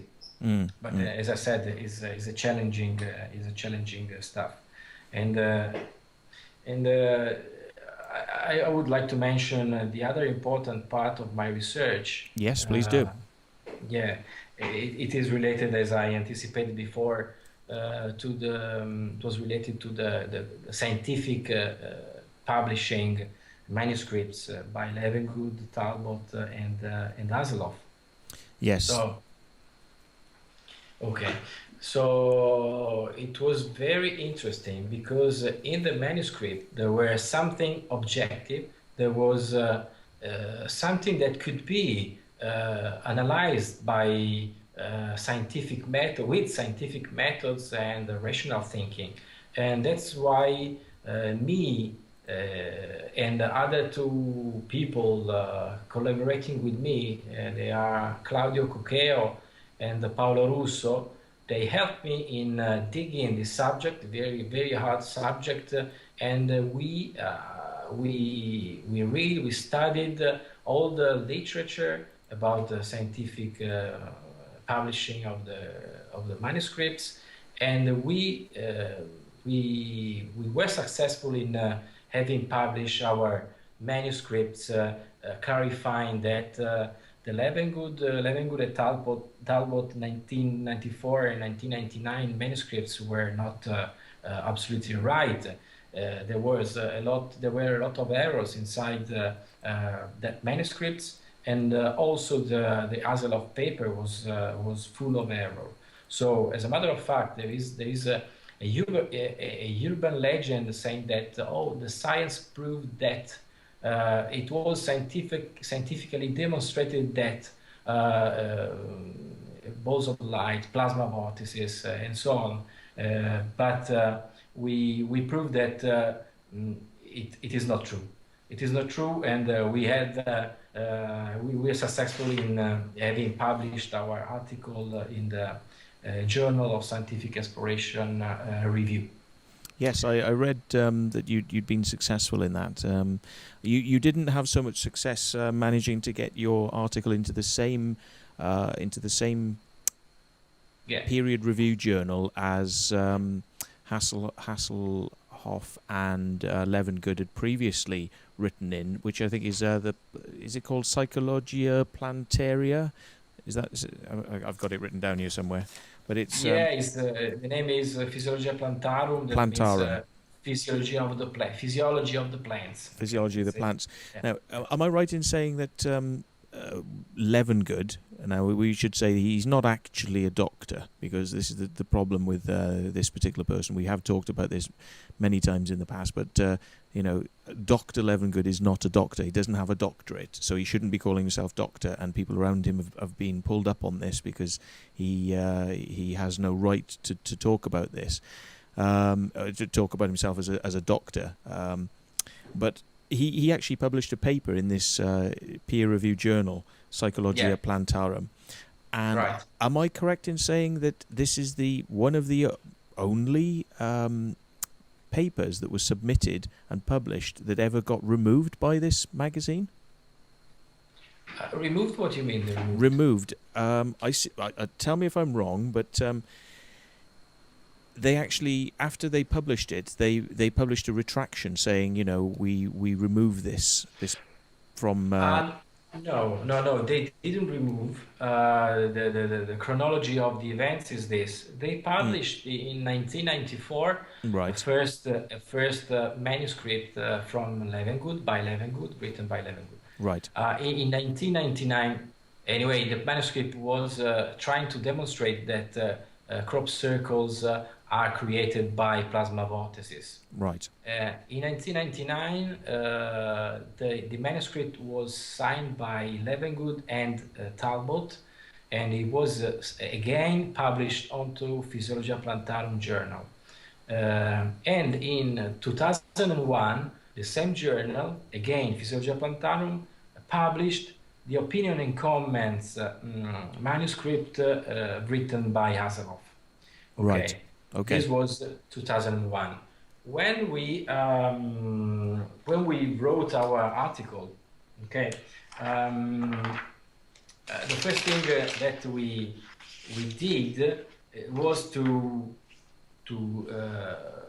give our manuscript to the same journal, to Physiologia Plantarum, and so we did. So we wrote the article. It was 2003. December 2003, and we submitted our manuscript to Physiologia Plantarum. And what happened? This is interesting and strange. After a couple of months, it was February 2004, the journal Physiologia Plantarum rejected our article. Yeah. Okay. Our article, and I was very, very surprised because I could never figure out why. And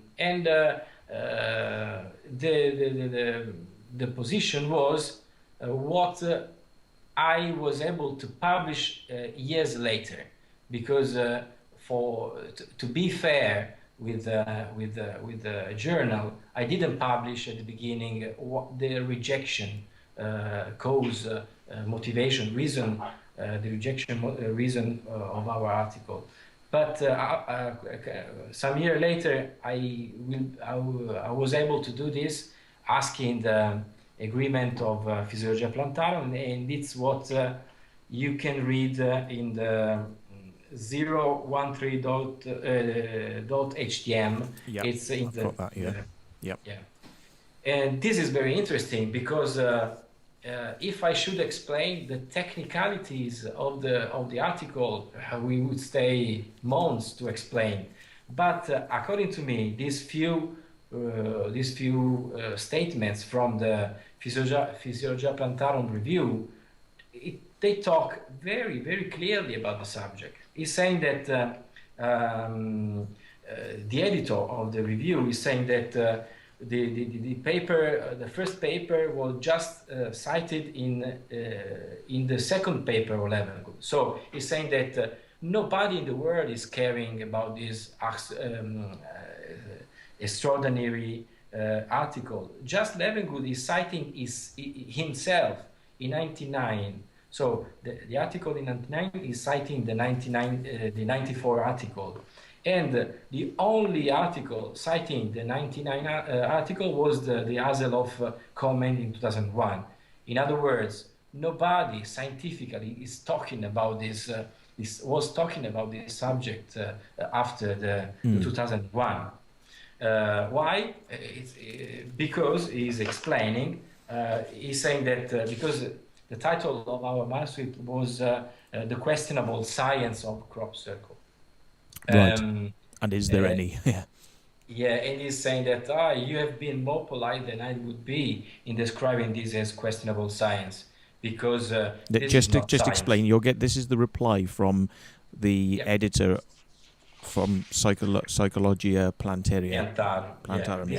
Yeah. So you're reading out his reply reasons now. He's saying, carry on. Sorry. Yeah, because it sounded like it was you saying that. Then I just wanted to be clear. So this is coming from the editor. So yes. These are very strong words because they are not coming from me. These words are coming from the editor of Physiologia Plantarum. Okay, give it to us again. Give it to us again. What he was saying. He didn't feel that he should publish because. Yeah, I can read it. The editor is writing to me. I have read your letter and your manuscript several times.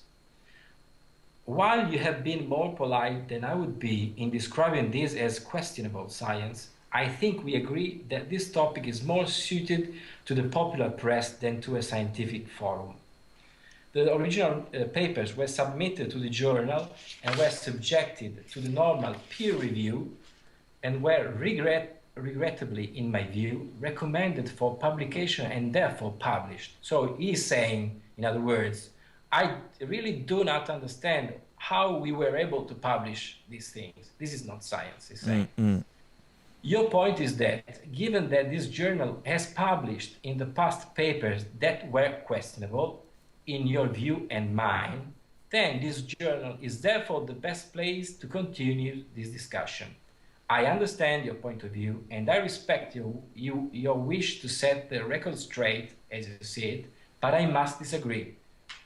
The original papers by Levengood were published, and comment criticism of these were also subsequently published, blah, blah, blah. So they had received criticism. Because this is tricky to explain, but in maybe the first intention in publishing the article of Haseloff in 2001, they thought it was a criticism. As a matter of fact, because the article of Haseloff starts saying that Levengood is wrong because this formula, because this calculus, but this is the article of Haseloff does not finish here.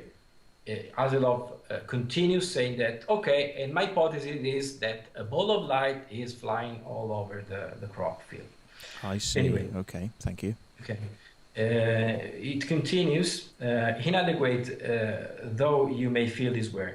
After serious consideration, I believe that to continue this discussion, when clearly from the citation record there is not a scientific discussion in progress, only gives its substance and credibility it does not merit. I can therefore not accept your manuscript for publication in our journal.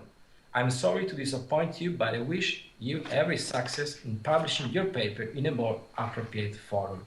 Yours sincerely, Dr. Baron Harry, subject editor of Physiologia Plantarum.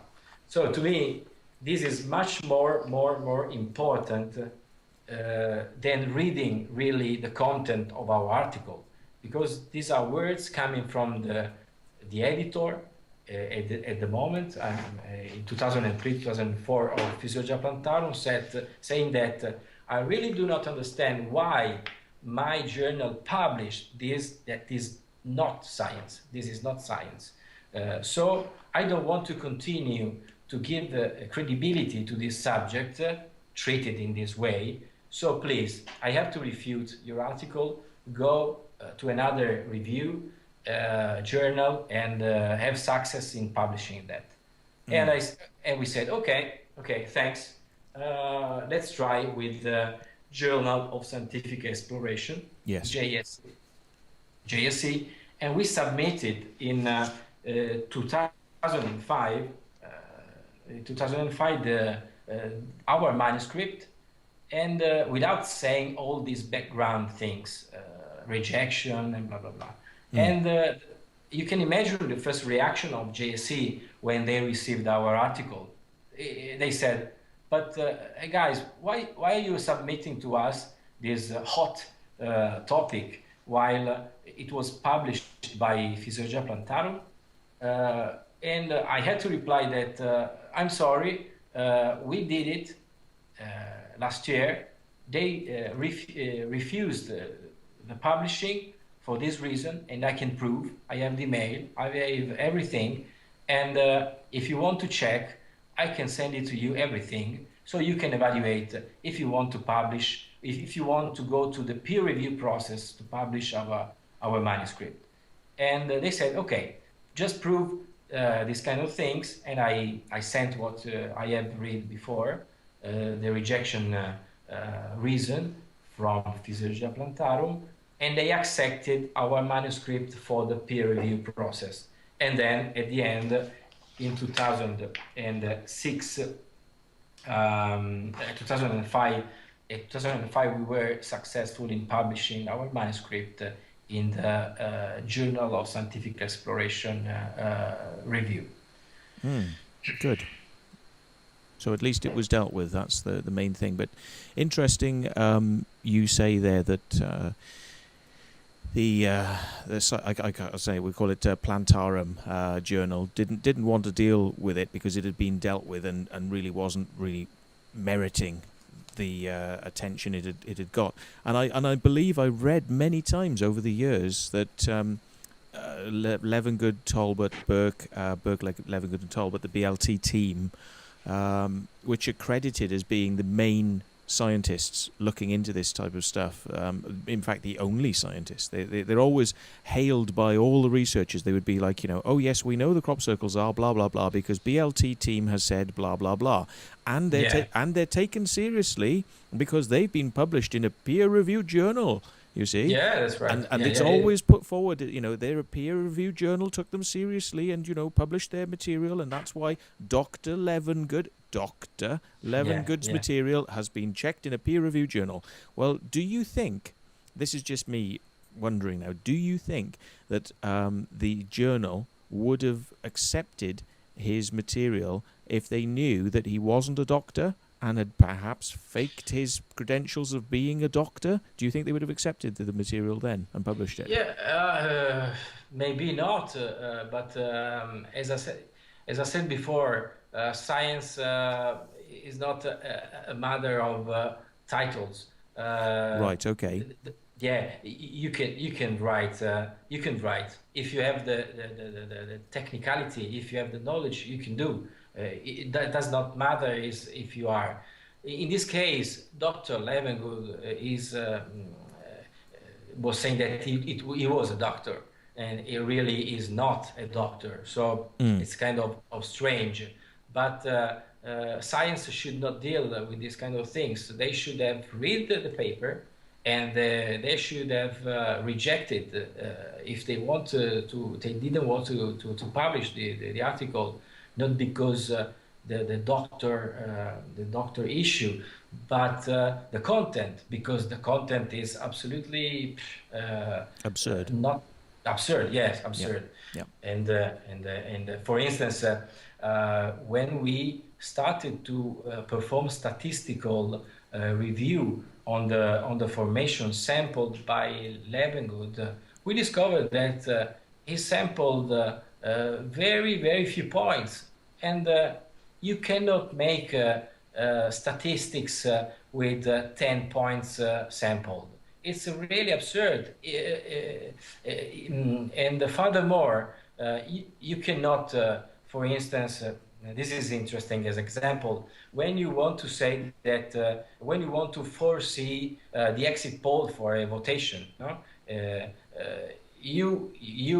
statistics organization need to rely on a lot of exit poll data. And we are talking about normal things. But when you want to introduce absolutely extraordinary entity like plasma vortex, you cannot rely on 10 sampled points, let's say. This is not statistic. This is completely non-scientific. So the critique should be done to the content, not really to the fact that Levengood is not a doctor. And again, in 1999, the same error, they published again. In 2001, they published the fact that someone was criticizing Levengood, and whilst introducing a new extraordinary entity theory, like yes. ball of light theory. Yep.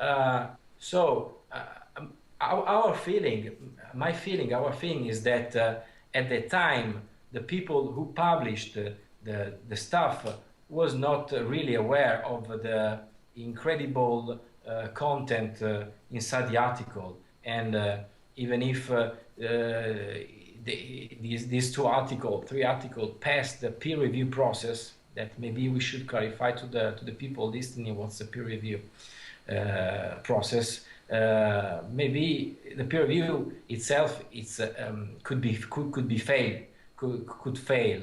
The peer review process, it's the scientific process when you want to publish. It simply means that the article should be read, commented, criticized by expert on the subject, and able to say, okay, this is not credible, this is absurd, or maybe this is interesting, but before publishing you need to change this aspect, justify this data, and explaining these kind of things, and so on. This is peer review.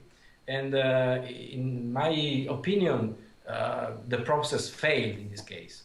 And that's why the last editor in 2003 and 2004, it was the first responsible, aware of this failing, saying, okay, I want to stop this chain.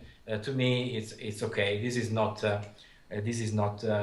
science. So we don't publish anymore this subject because the credibility of our Physiologia Plantarum review it's on the line, isn't it? Yeah. Yeah. Who is it? You mentioned the word justification, and that's an interesting point that we could come back to if you want.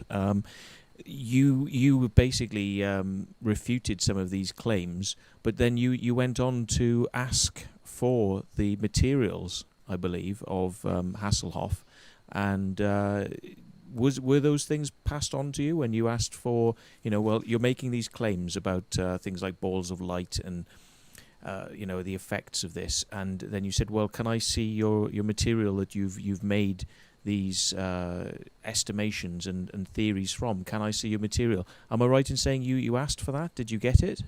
Yeah. I asked it. I wrote to Elcho Haseloff during that year when we started to analyze and review his article and Levengood articles, and I received from Haseloff the data, the sample data. As a matter of fact, the research, the Haseloff research, was performed on the same formation, on the same three formation analyzed by Levengood. Haseloff performed a new research, a new sampling, he collected new data just into the hoax, so-called hoax ratio. Oh, we've lost you a second. Oh, so into the hoax, something you were saying, into the hoax. In the hoax formation in the Dutch. Can you hear me? I can now. Yes, yes, we got you. So in the hoax formation in the Dutch, something you said, yeah. Yeah. Okay. Haseloff got the data, inherited the data coming from three sampled formation of Levengood and Talbot coming from the previous two articles, while the new data he collected were coming from a known hoax formation, human-made formation in the Netherlands. He visited. Yes. Okay. So he was making estimations that there was a force created by balls of light on a known man-made formation, and he was coming out with these results. His claim is that there is a specific scientific formula saying that an electromagnetic point irradiating has an intensity going like 1 above R square of the intensity, and it was showing that in the three formation coming from the article of the Levengood article, this correlation, I am simplifying, but this correlation is very clear. While if you go to analyze the data coming from the human-made formation in the Netherlands, you will not see this correlation. And this is the core of the sentence, of the claim of Haseloff.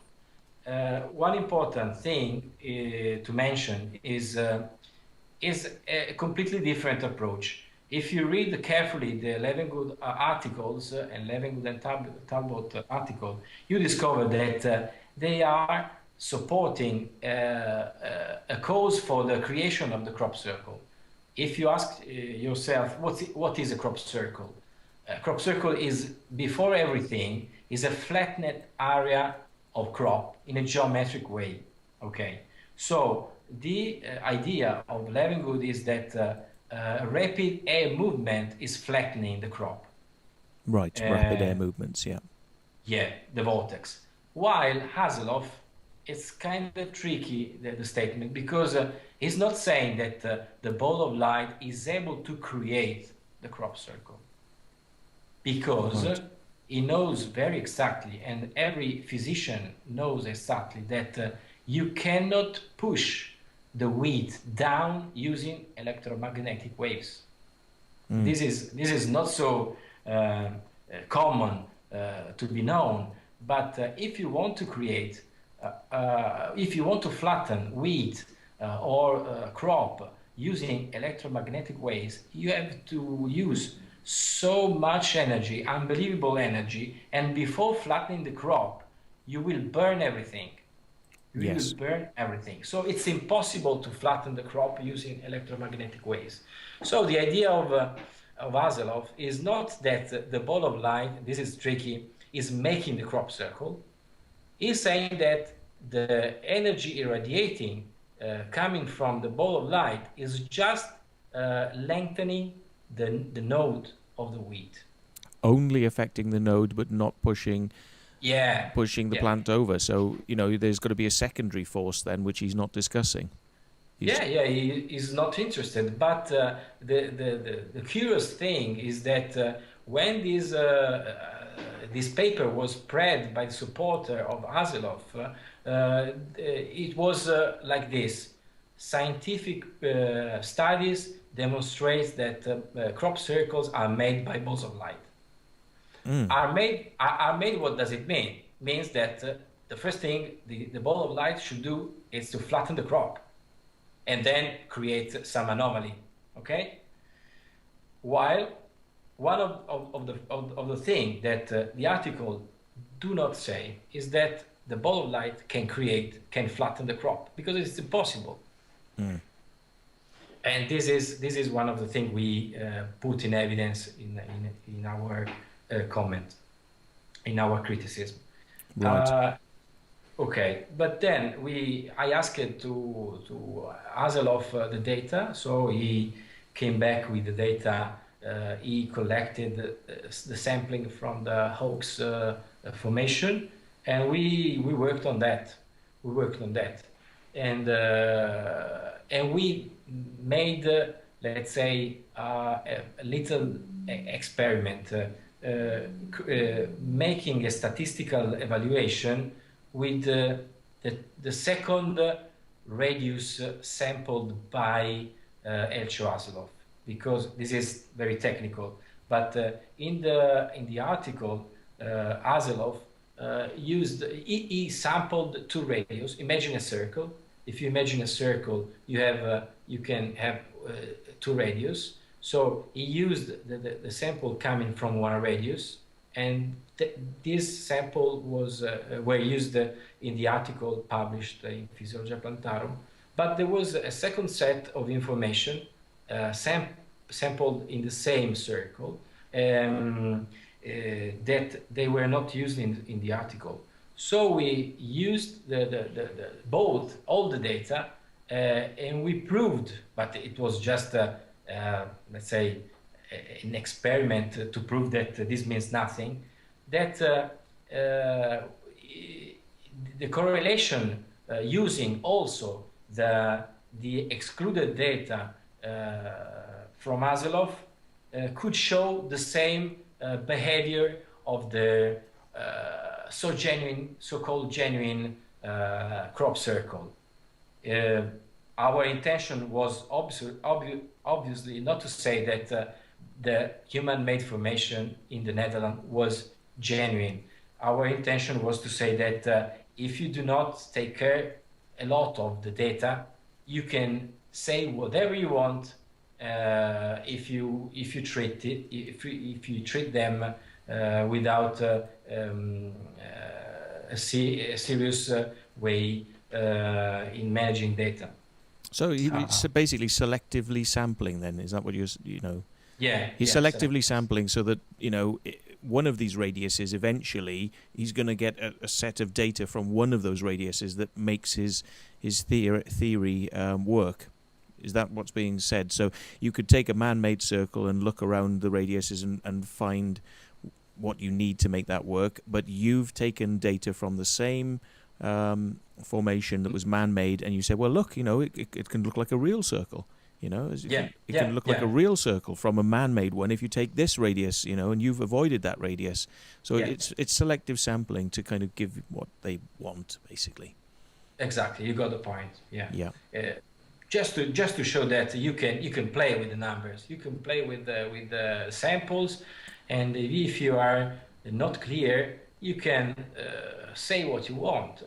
It's the same thing when you look at the clouds. You can see a horse, you can see a sheep, you can see whatever you want. So you need to be very careful in managing the things, and you have to declare. You cannot discard data just because you want to push your idea, your theory.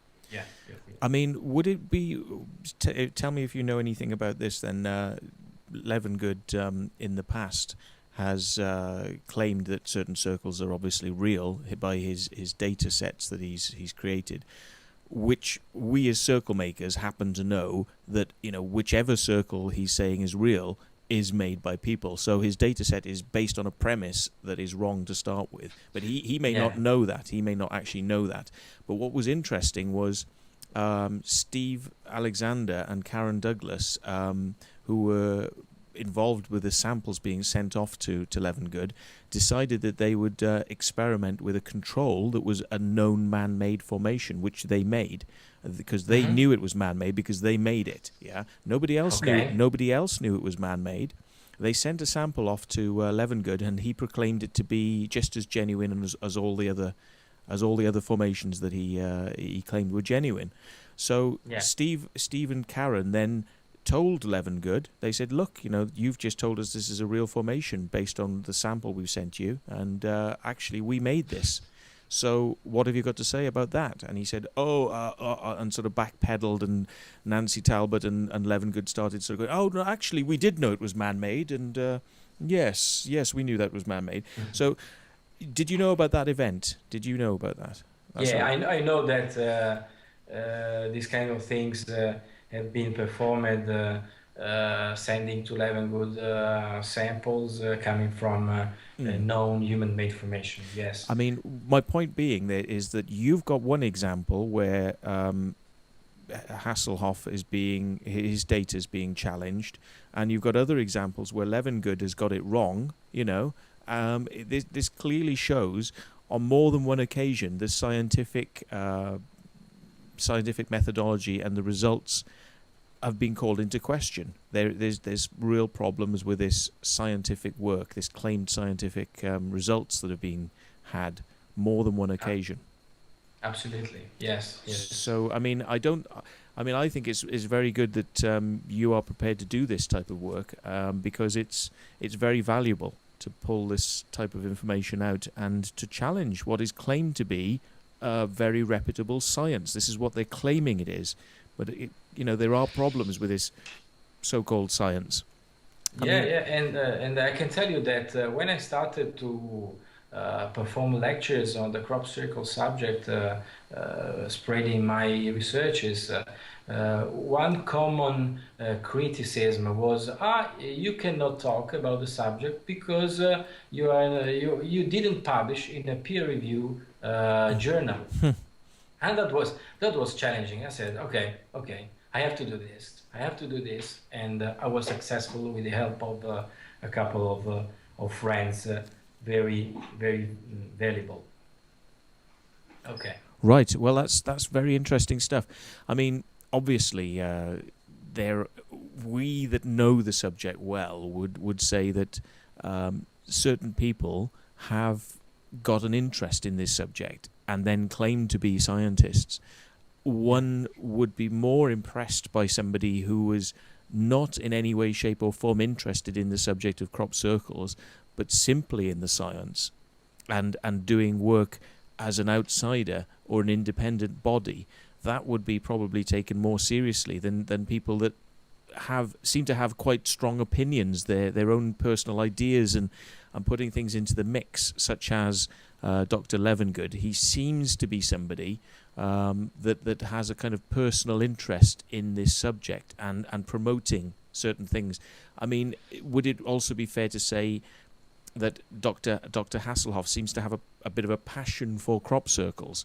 So is it any wonder then that people that are kind of passionate about these subjects are not necessarily looking at them with a very clinical, cold, scientific approach might actually come out with things that kind of do foster their ideas and their personal beliefs rather than putting forward true scientific information? I mean, that is an assumption. That's not to say that's the truth or a fact, but I would say that there's a good possibility that there could be some of that going on. Do you have a feeling on that? Yeah, I agree with you.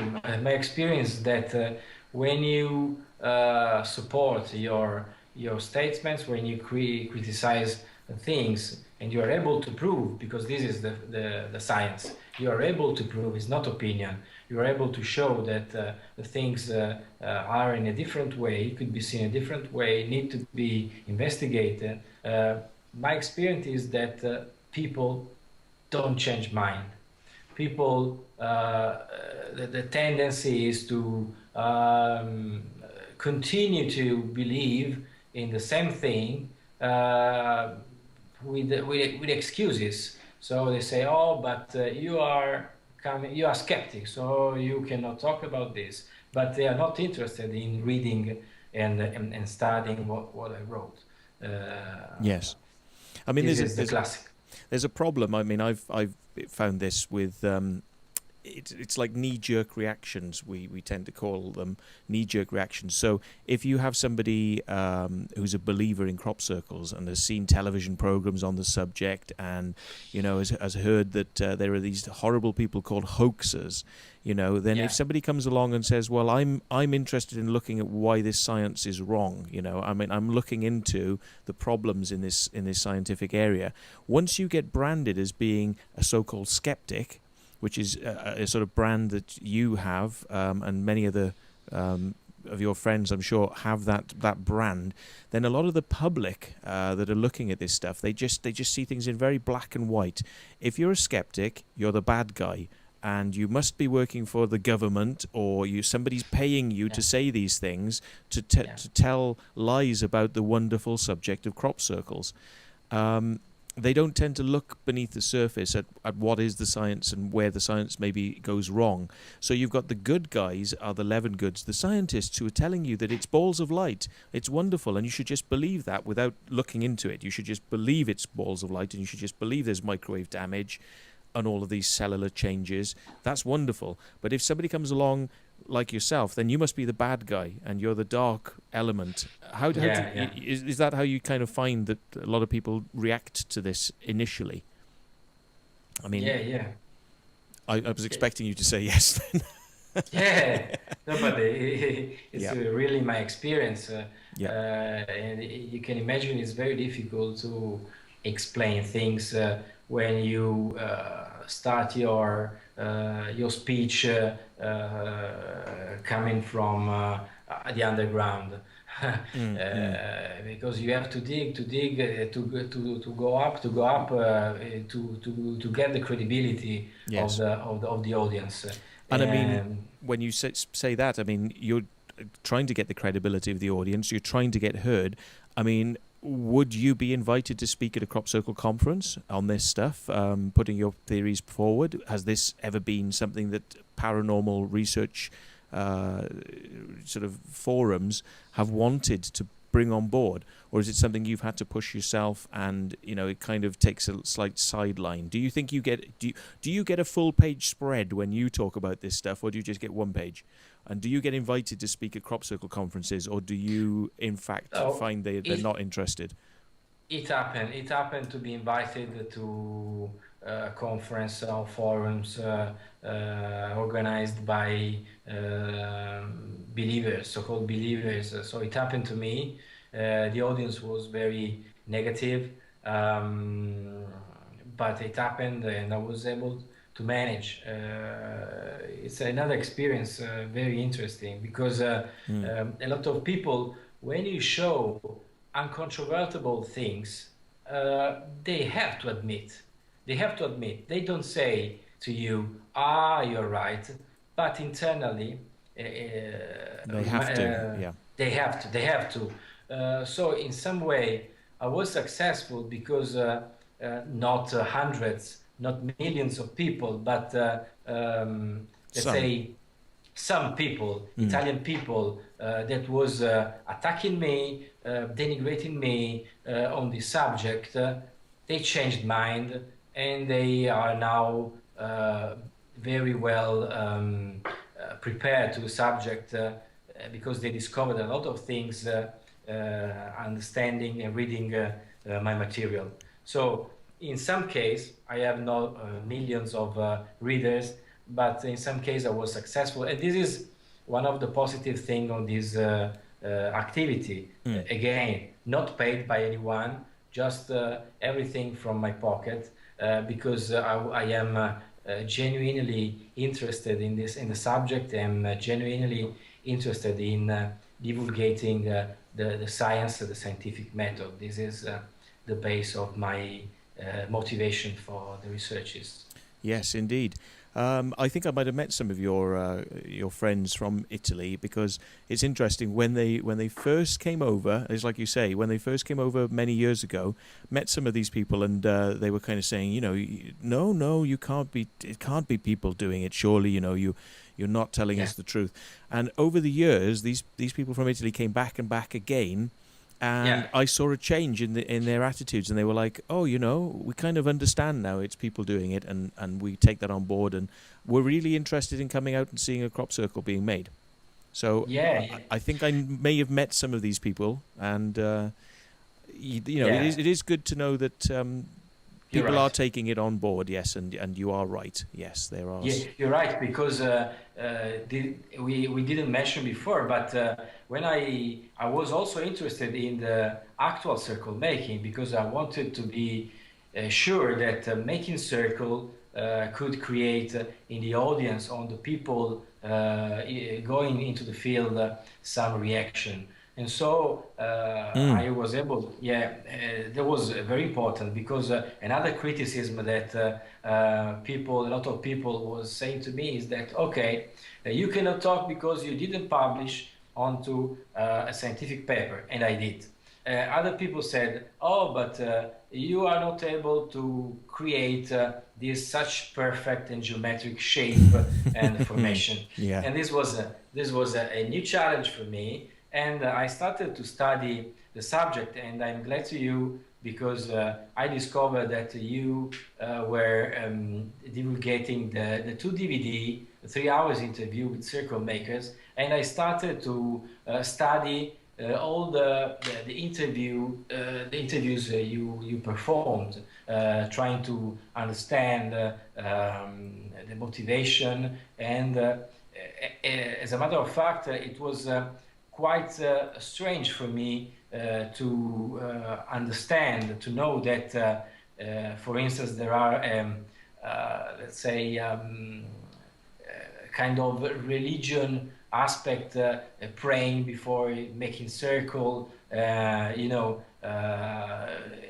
this was very interesting to me, because it was the anthropologic aspect of the actual circle making that I didn't know before. And it was very, very, very well appreciated. And it's very difficult to explain to people, because usually press simplify the articles, saying that pranksters or UFOs, they are pranksters or UFOs, but the reality is much more complex. So I've been to UK, I made circles with the circle maker. I experienced to be there in the field with them, breathing the air before doing the formation, taking inspiration coming from, let's say, believers, meditating and so on. It was very, very interesting to me, this kind of experience. I'm really sure that not so much people were able to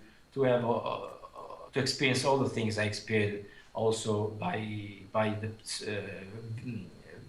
with the English circle maker. So this is very important, because now I can say not only that I am able to study the subject and publish scientific articles, but I'm able to make circles, and I know very well what's the reaction of the people to my circle.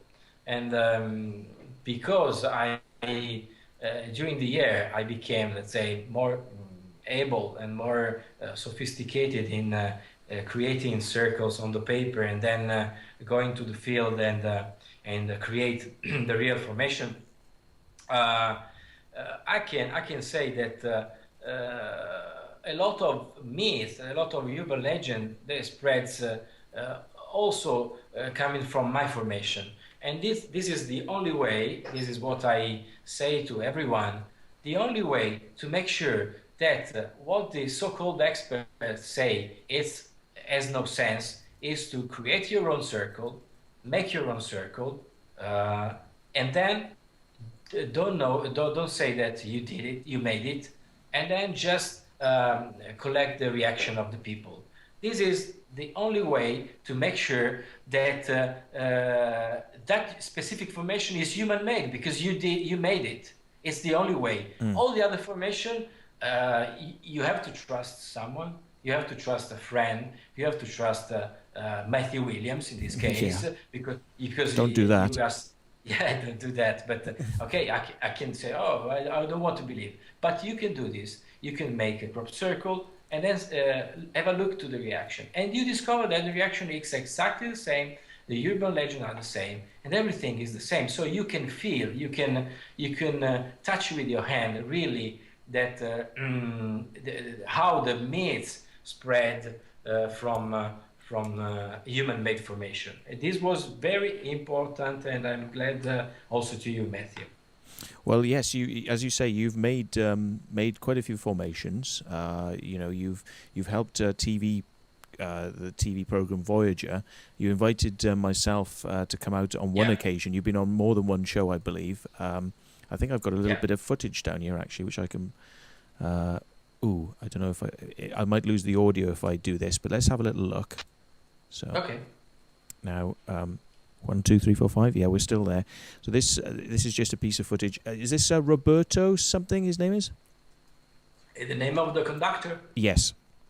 Yes, he's Roberto Giacobbo. Yeah. He's the presenter, and he's flying over somewhere here. Now, I didn't know where this was because I just picked this up off YouTube, but he's in a helicopter. Is this England? Yeah, usually Voyager goes to UK to take some footage of the first formation, and usually during September, October, there is a specific program episode dedicated to the crop circle. Because I couldn't work out by looking at this formation which one it was. Little bit rough. I'm not aware of which formation that is, but you know, it just goes to show that Voyager is a very well respected program. They've got a big budget. They fly around the globe to look at these things, and they've certainly dealt with the crop circle subject from a believer point of view then, and also from the skeptical point of view. They've interviewed yourself, and they've even commissioned a circle to be made. So I got a little bit of money to help fly over to Italy, and I believe we've got some photos actually, which the wonderful Agent S, whose picture is now going to go up on the screen. Look, there she is. There's Agent S working away, arguing with people in the channel and slapping them, but never banning them. She's very fair, but she's never banned anybody. She doesn't know where the button is. I'm not gonna show Agent S where the button is.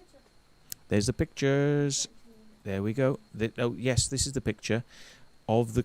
This is the crew. There is oh, you'll have to take it off, doodad. That's it. Yes. Coming soon. Here we go. Nearly. There you go. Yeah.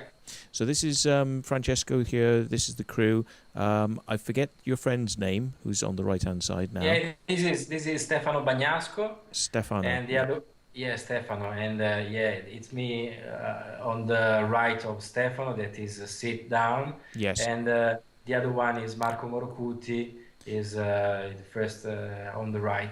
Okay, and this is the end product of the work. I didn't get a good shot from above of the circle, but this was created at night. They did turn the lights on occasionally, didn't they? But it was done mostly in the dark, and they just popped the lights on every once in a while just to sort of see the progress. But we had guys following us through the formation as we worked with the camera, and this was aired. When was this? 2005 or 7 or? I can't remember. It was 2006, maybe. 2006. Okay. Anyway, I have to check. Okay. If we pop on, we can have a look at some of the. That's the field from the distance. I don't know. Matthew, I can. It was a pity because that field was very, very good before 1 week before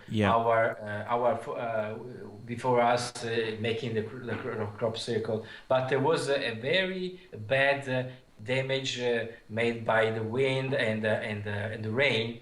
Yes. And there were a lot of field of crop flattened down.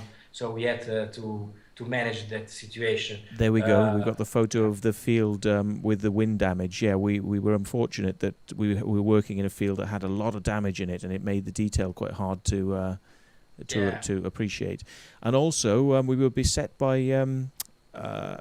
being bitten by sort of little insects, I think, that were mosquitoes. Yes, I got a bit of a rash, didn't I? And I don't think we anticipated that it was going to be such hard work to work in a field in what was I believe a slightly wetter part of the country.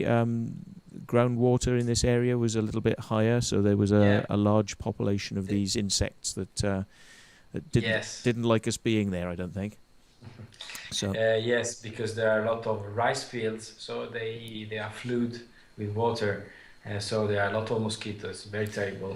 But it was very good to take part in that, and I think it helped people understand much more about the subject. You know, so from the Italian audience, who probably only get the sort of, you know, maybe the weird stuff. So you helped to promote the other side of the argument, which is very good.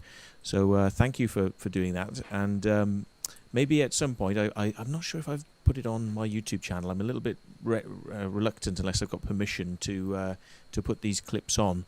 I don't know if it is on the net. Have you seen that actual show on the net, on YouTube or anywhere? That specific I didn't see, but I presume you can, because there are a lot of material in case YouTube will say that if some people don't want the material, you will receive the YouTube oh yes warning. I wouldn't put copyrighted material up unless I had permission, but there's the the possibility that somebody else has put it up there. I'm quite happy to link to it if they have. But okay. There we go. Right, have we got any other areas which you'd like to cover? I mean, I printed out some material like this analysis of this particular formation, which I think one of your friends said that there was an error in the mathematical formula that was actually put into this formation, and they did you want to mention what that meant, the error, or the fact that there was an error? It's last year. It's the one formation last year, and analyzing, decoding the code behind the formation. It could be easily find that there was an error in the. I can't remember. It should be the Euler formulas. So it's not well encrypted, so it reveals a clear error made by humans in this case, according to me anyway. Right. This is there is another strange thing that I discovered. I was not prepared to accept that, but there are a lot of formation created in 2 nights, 3 nights, 4 nights. So we have pictures of the first night, after the first night, after the second, and blah blah blah. So to me, this was the clear signal, warning that human beings were going into the field in the night, and then they had to stop the activities. Come back in the second night, and so on, to complete the formation. But I took part to a believers convention, and I was very surprised to understand that they were believing that the energies perform like this, like the human beings. So doing the activities in the night, stopping the activity, and then coming back. So this is another conflicting claim. Sometimes they say, oh, the energies are very rapid. In a couple of minutes, everything has been formed. There was never, the crop circle was not there. After 5 minutes, the crop circle it was there. And in this case, the same people are able to be convinced that the energies are so slow that they have to work just by night and to do the activity during several nights. This is quite unbelievable. Another thing is a research that I did, or let's say investigation, a very minor investigation, is to highlight that every single crop circle formation has been constructed following the construction line. And yes. One important case is the very famous Milk Hill 2001 crop circle, because a lot of time when I made my lectures, people were saying, "Oh, this is you cannot explain this. It's so huge that you cannot explain." And this is very important because you can use this. When I perform my lectures, to show that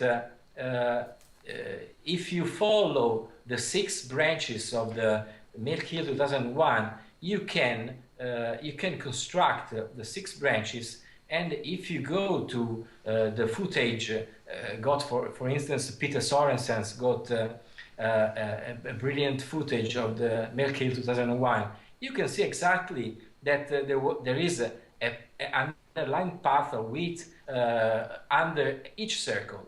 This is another clear evidence that whatever who made the formation followed the construction line, and this is absolutely another evidence that points to the human being's direction, and this is very, very important. And the Milk Hill 2001 is also important to me to explain to people that when you are able to serialize or parallelize the work, you can do huge formation in the same amount of time. I mean, if a single branch could be done in 4 or 5 hours, you can do 6 branches in 4 or 5 hours, because you have to put in parallel at work, in parallel work, a lot of people. So this is not so a common concept to show. But the Milk Hill 2001 helps me to show that the vastity, the big dimension could be reached by very well skilled people, of course, but well organized and parallelizing work. Yes, it's interesting what, as you say, copying out each arm of that. In fact, we even had on the show a very talented circle maker who managed to show the design being done, and we called it Circle School, the episode. Yeah. And it contains a number of formations which were drawn by the circle maker, and it just goes to show, actually, one arm or 1 or 2 arms, I can't remember if it was 2 arms now in that particular one. Milk Hill 2001, you're talking about the 460, 470 circle design that looks like a vortex, I suppose you could say. Yeah. A vortex of arcs, a vortex of curved arms that go around. So it's like a ninja star then, but it's got more arms. It hasn't got 5 arms, it's got 6 arms. So it's a 6-fold geometry. And the thing is basically replicated. Once you've got 1 arm, you can replicate the other 6 very quickly. And, you can start work on parts of this whilst other people are continuing on to create the next arm. Somebody could be working on the first arm, putting in more of the detail, and as you create the second arm, the third arm is going in whilst they're working on arm 2. It's kind of like you can have people working in different sections, building things up. So it's interesting, and as you say, very observable construction line right through the center of each of the things. Now, if it was a paranormal effect or a ball of light, you'd wonder why the ball of light would need to put down a walk line, a flattened line, to help you design the rest of the circle. Why would a ball of light need to do that? So it's a very interesting point. Yeah. So yes, you've obviously in your time you've put a lot of effort into this, and you've now got a lot of recognition for this from the organisation that you work for. That's the what's it called? CHECUP. Yes, Checkup from the neck up. That's what I'm going to try and remember. From Checkup. So where do you see your research going in the future? How do you see things progressing on? I have a dream to write a book about this subject, because as you can know, there are a lot of books on the crop circle, but at the moment I cannot see a lot of books written according to all my experience, all my knowledges, pointing all this criticism and this truth that I discovered. So this is one of my objectives in the future.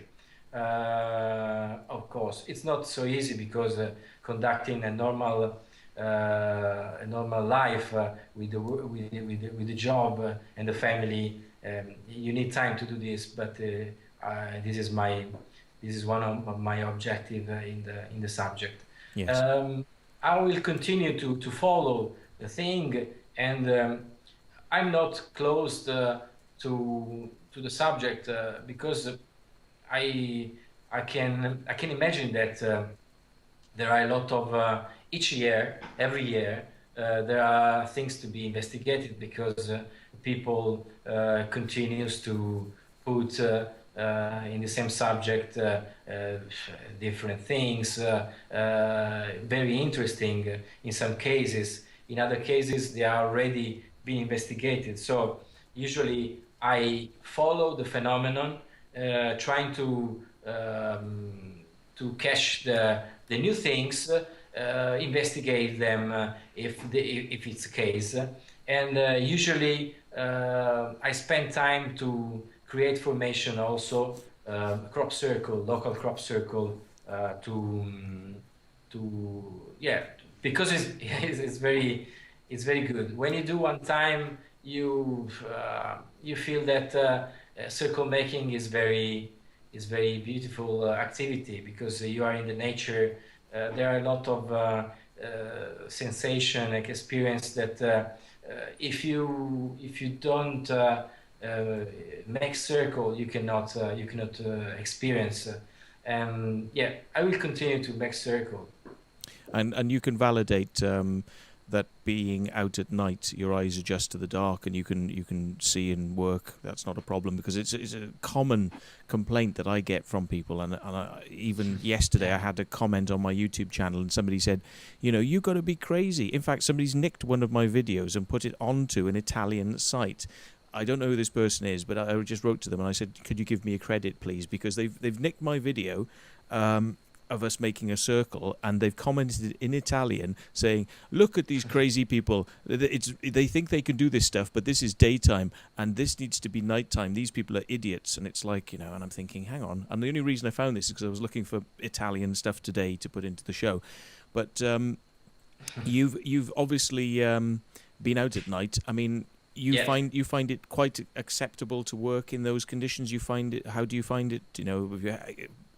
Is it as easy as we say it is to work at night? Absolutely, I can confirm this, and I can say that going into the fields when there is full moon could be a problem, because there is so much light that the people, the croppies around the field can get you. Or even the farmer. The farmer would see you if you were doing something illegally, which of course we don't recommend that anybody ever does, ever. Yeah, of course. Yeah, of course. Of course, yes. But I mean, it is possible to work, and do you have any problems with the designs you've done? Have you ever encountered any issues where you've made any mistakes, and what have you done when you've? Yeah. Have you sort of like made little mistakes when you've been out working? Yeah, I experienced this thing. For instance, making some error, not being able to complete the formation as created on the paper. This is another interesting subject, because when it's very, let's say, interesting, people saying, "Oh, this formation is perfect," but if you don't know how it should be, you cannot say in any case that is perfect, because you don't have know the original. Yes, you don't know the plan. And in a couple of cases in my crop circles that I made, it was exactly the case. The formation should have been much more elaborated, much more complex, but we were not able because the timing, because the experience, and a suggestion to give to the other circle makers that when you create a formation with some symmetry and you have to flatten areas, you can act thinking that if you should leave the formation, avoiding the asymmetry, trying to be always symmetric. So the design, the formation could be seen as perfect, even if it was not exactly as you designed onto the paper. Yes, so that you leave an escape design idea that will work even though you've made a mistake. You kind of have a backup plan, or you know, that you can kind of shape it so that it has some form of symmetry, and the eye does the rest. The eye fills in the blanks and makes even crooked lines sometimes appear straight, you know, under certain circumstances. People looking at a design, maybe even like the Milk Hill formation, where those circles in that formation, Milk Hill 2001, some of those circles are bigger and some of them are smaller than their corresponding partners on other arcs. But the eye doesn't see that. The eye sees it all perfectly. It works. And the eye sees what it wants to see. It doesn't necessarily see what's there. Yes. And because you know, there is a lot of people tend to make the diagram of the formation, and when you redesign the diagram from an actual formation, you make them perfect. You make it perfect. So every single circle is copy and paste of one branch. So the Milk Hill is exactly perfect, but if you go to the real formation, you discover that there are a lot of differences in terms of dimension of the circle, and that's quite clear because it's not possible to make things so perfect in the field for the tram lines, for the boards, because maybe you have not the same boards or the same let's say way to flatten the crop and so on. Speaking about different ways to flatten crop, hang on a second. I've got a bit of a video footage here. See if you can spot this. This is Francesco Grassi off his website. You can find this video and have a look.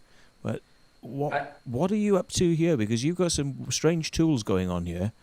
I couldn't work out what you were doing with it. You're obviously putting a center post in at the start, but you've got some strange stomping board equipment there. This is not me. This is not me. Oh, this isn't you, right? Okay. No, this is an experiment. It was performed by Professor Luigi Gallaschelli. He is a member of the CICAP as well. And this is quite interesting because it was performed in 1991 before Doug and Dave came out. Right. So he didn't really have an idea of how you would make a crop circle because nobody was talking about it back then. Yeah. So he's got his own implements. It was his experiment to create a formation using a flag, a string, and I don't know in English how do you say this object I can see now. It looks like a wiper blade, you know, like something you'd use to clean a very large window or something. You know, it's no, it's the tool you use in the field, in the garden, for instance. A rake. To collect. A rake.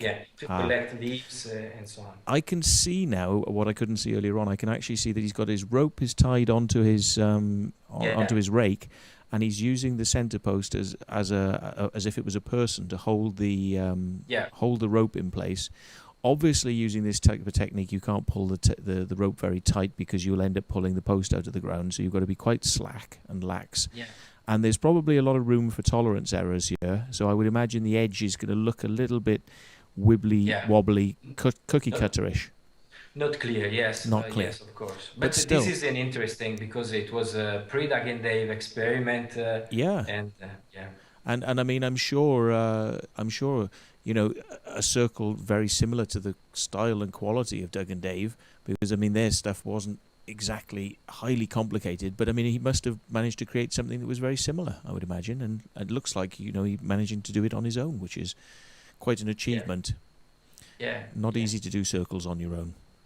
Yes, but I was very amazed by a video footage from Doug Bauer creating one from himself, just one people without any help of anyone, creating a crop circle, quite good shape without center, creating circles. Was very interesting. It's another technique I didn't realize before, but it's very interesting to use, because you can start if you have a board of 1 meter, you can start with a small circle, and then you enlarge the board, the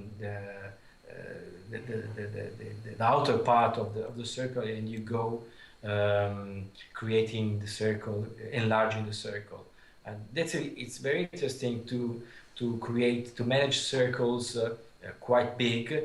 I can say that you cannot go to 10, 20 meters of radius, but you can manage 4 or 5 meters. You can achieve a good shape without having a center.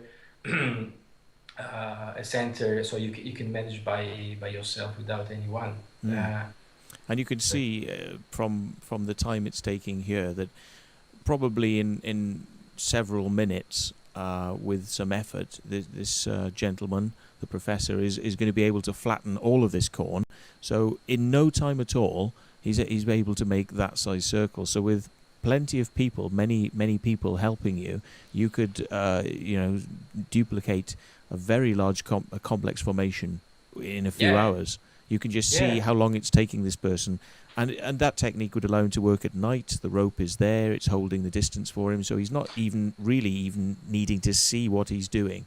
It's working for him. One person working on their own can do this at night without even a second person.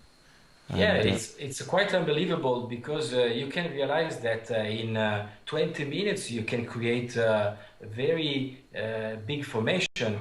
If you take the first formation of the 80s, in the first year of the 80s, and people will say, the expert, the so-called expert, they say, oh, it's not possible to have this incredible size. But it is something you can do in 20 minutes in 2 people. Yes. So and you can experience that once the formation has been created much more complex size, the people is continuously to say the same thing. And I say, for instance, I realized the formation for the TV program, and of course we didn't make 100 meters diameter, because for the TV you need to stay a couple of hours, not 4 or 5 hours. So you need to simplify. And they say, oh, but this formation is not complex like Merkill 2001 or whatever. But if you compare my formation with the formation in the beginning of the 80s, this is absolutely amazing. It could be the cover sheet of the Pat Delgado and Colin Andrews book. Yes, indeed. He's creating a line out now, so he's obviously out doing a key or something that to show that lines can be done. Very interesting video.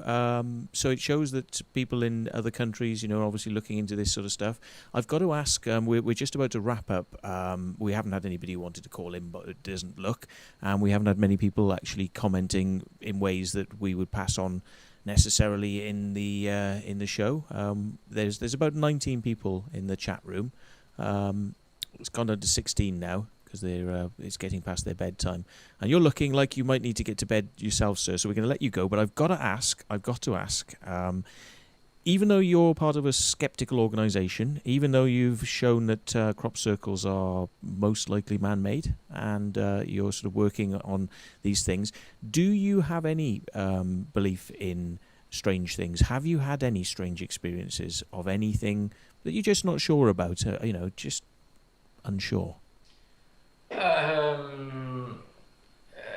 I have to be honest. I experienced the strange things, but my approach is a different one.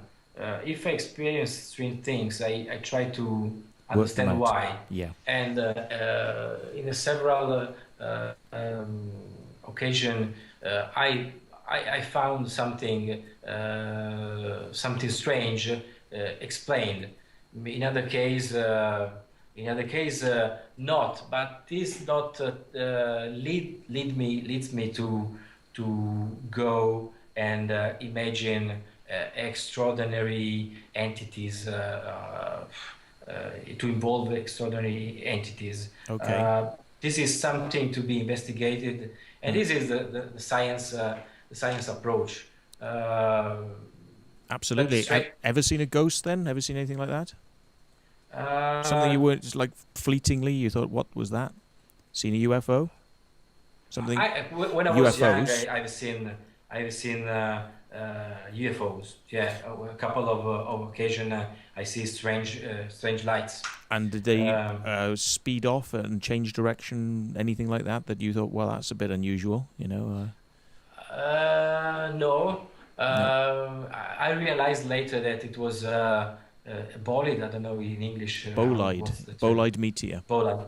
Yeah. Yeah. Could be a bolide. Be that. Yeah. Yeah. Okay. Could be that. In another case, I experienced very well a bolide in the north of Italy, and strangely creating a formation. There you go. You see, you're dabbling with strange arts there, dark arts. So you've had a strange experience. Yeah. I can tell you the first part, and I can stop there, or I can explain the second part. Anyway, I have seen a strange light, a UFO in the sky. And it was quite inexplicable, strange, absolutely strange. Going to later to see if it could be possibly the ISS International Space Station. Yeah. Okay. Yeah. It was the passing of the ISS, because we checked the coordinates and the timing. It was exactly happening at the time in that place. So if I should stay the first experience, I would say I would reporting that I saw a UFO without explanation. Right. In this case, I can tell you what's the explanation. But okay. It's so yeah, you're not totally closed-minded. I wanted to end the show on this kind of note that you're open to looking into these things. You're not saying that stuff doesn't happen, that people can't explain, that it's just looking for explanations and keeping an open mind. It seems like you've got an open mind. Yeah, but Matthew, science is because there are mysteries. Yes. Without mysteries, science is nothing.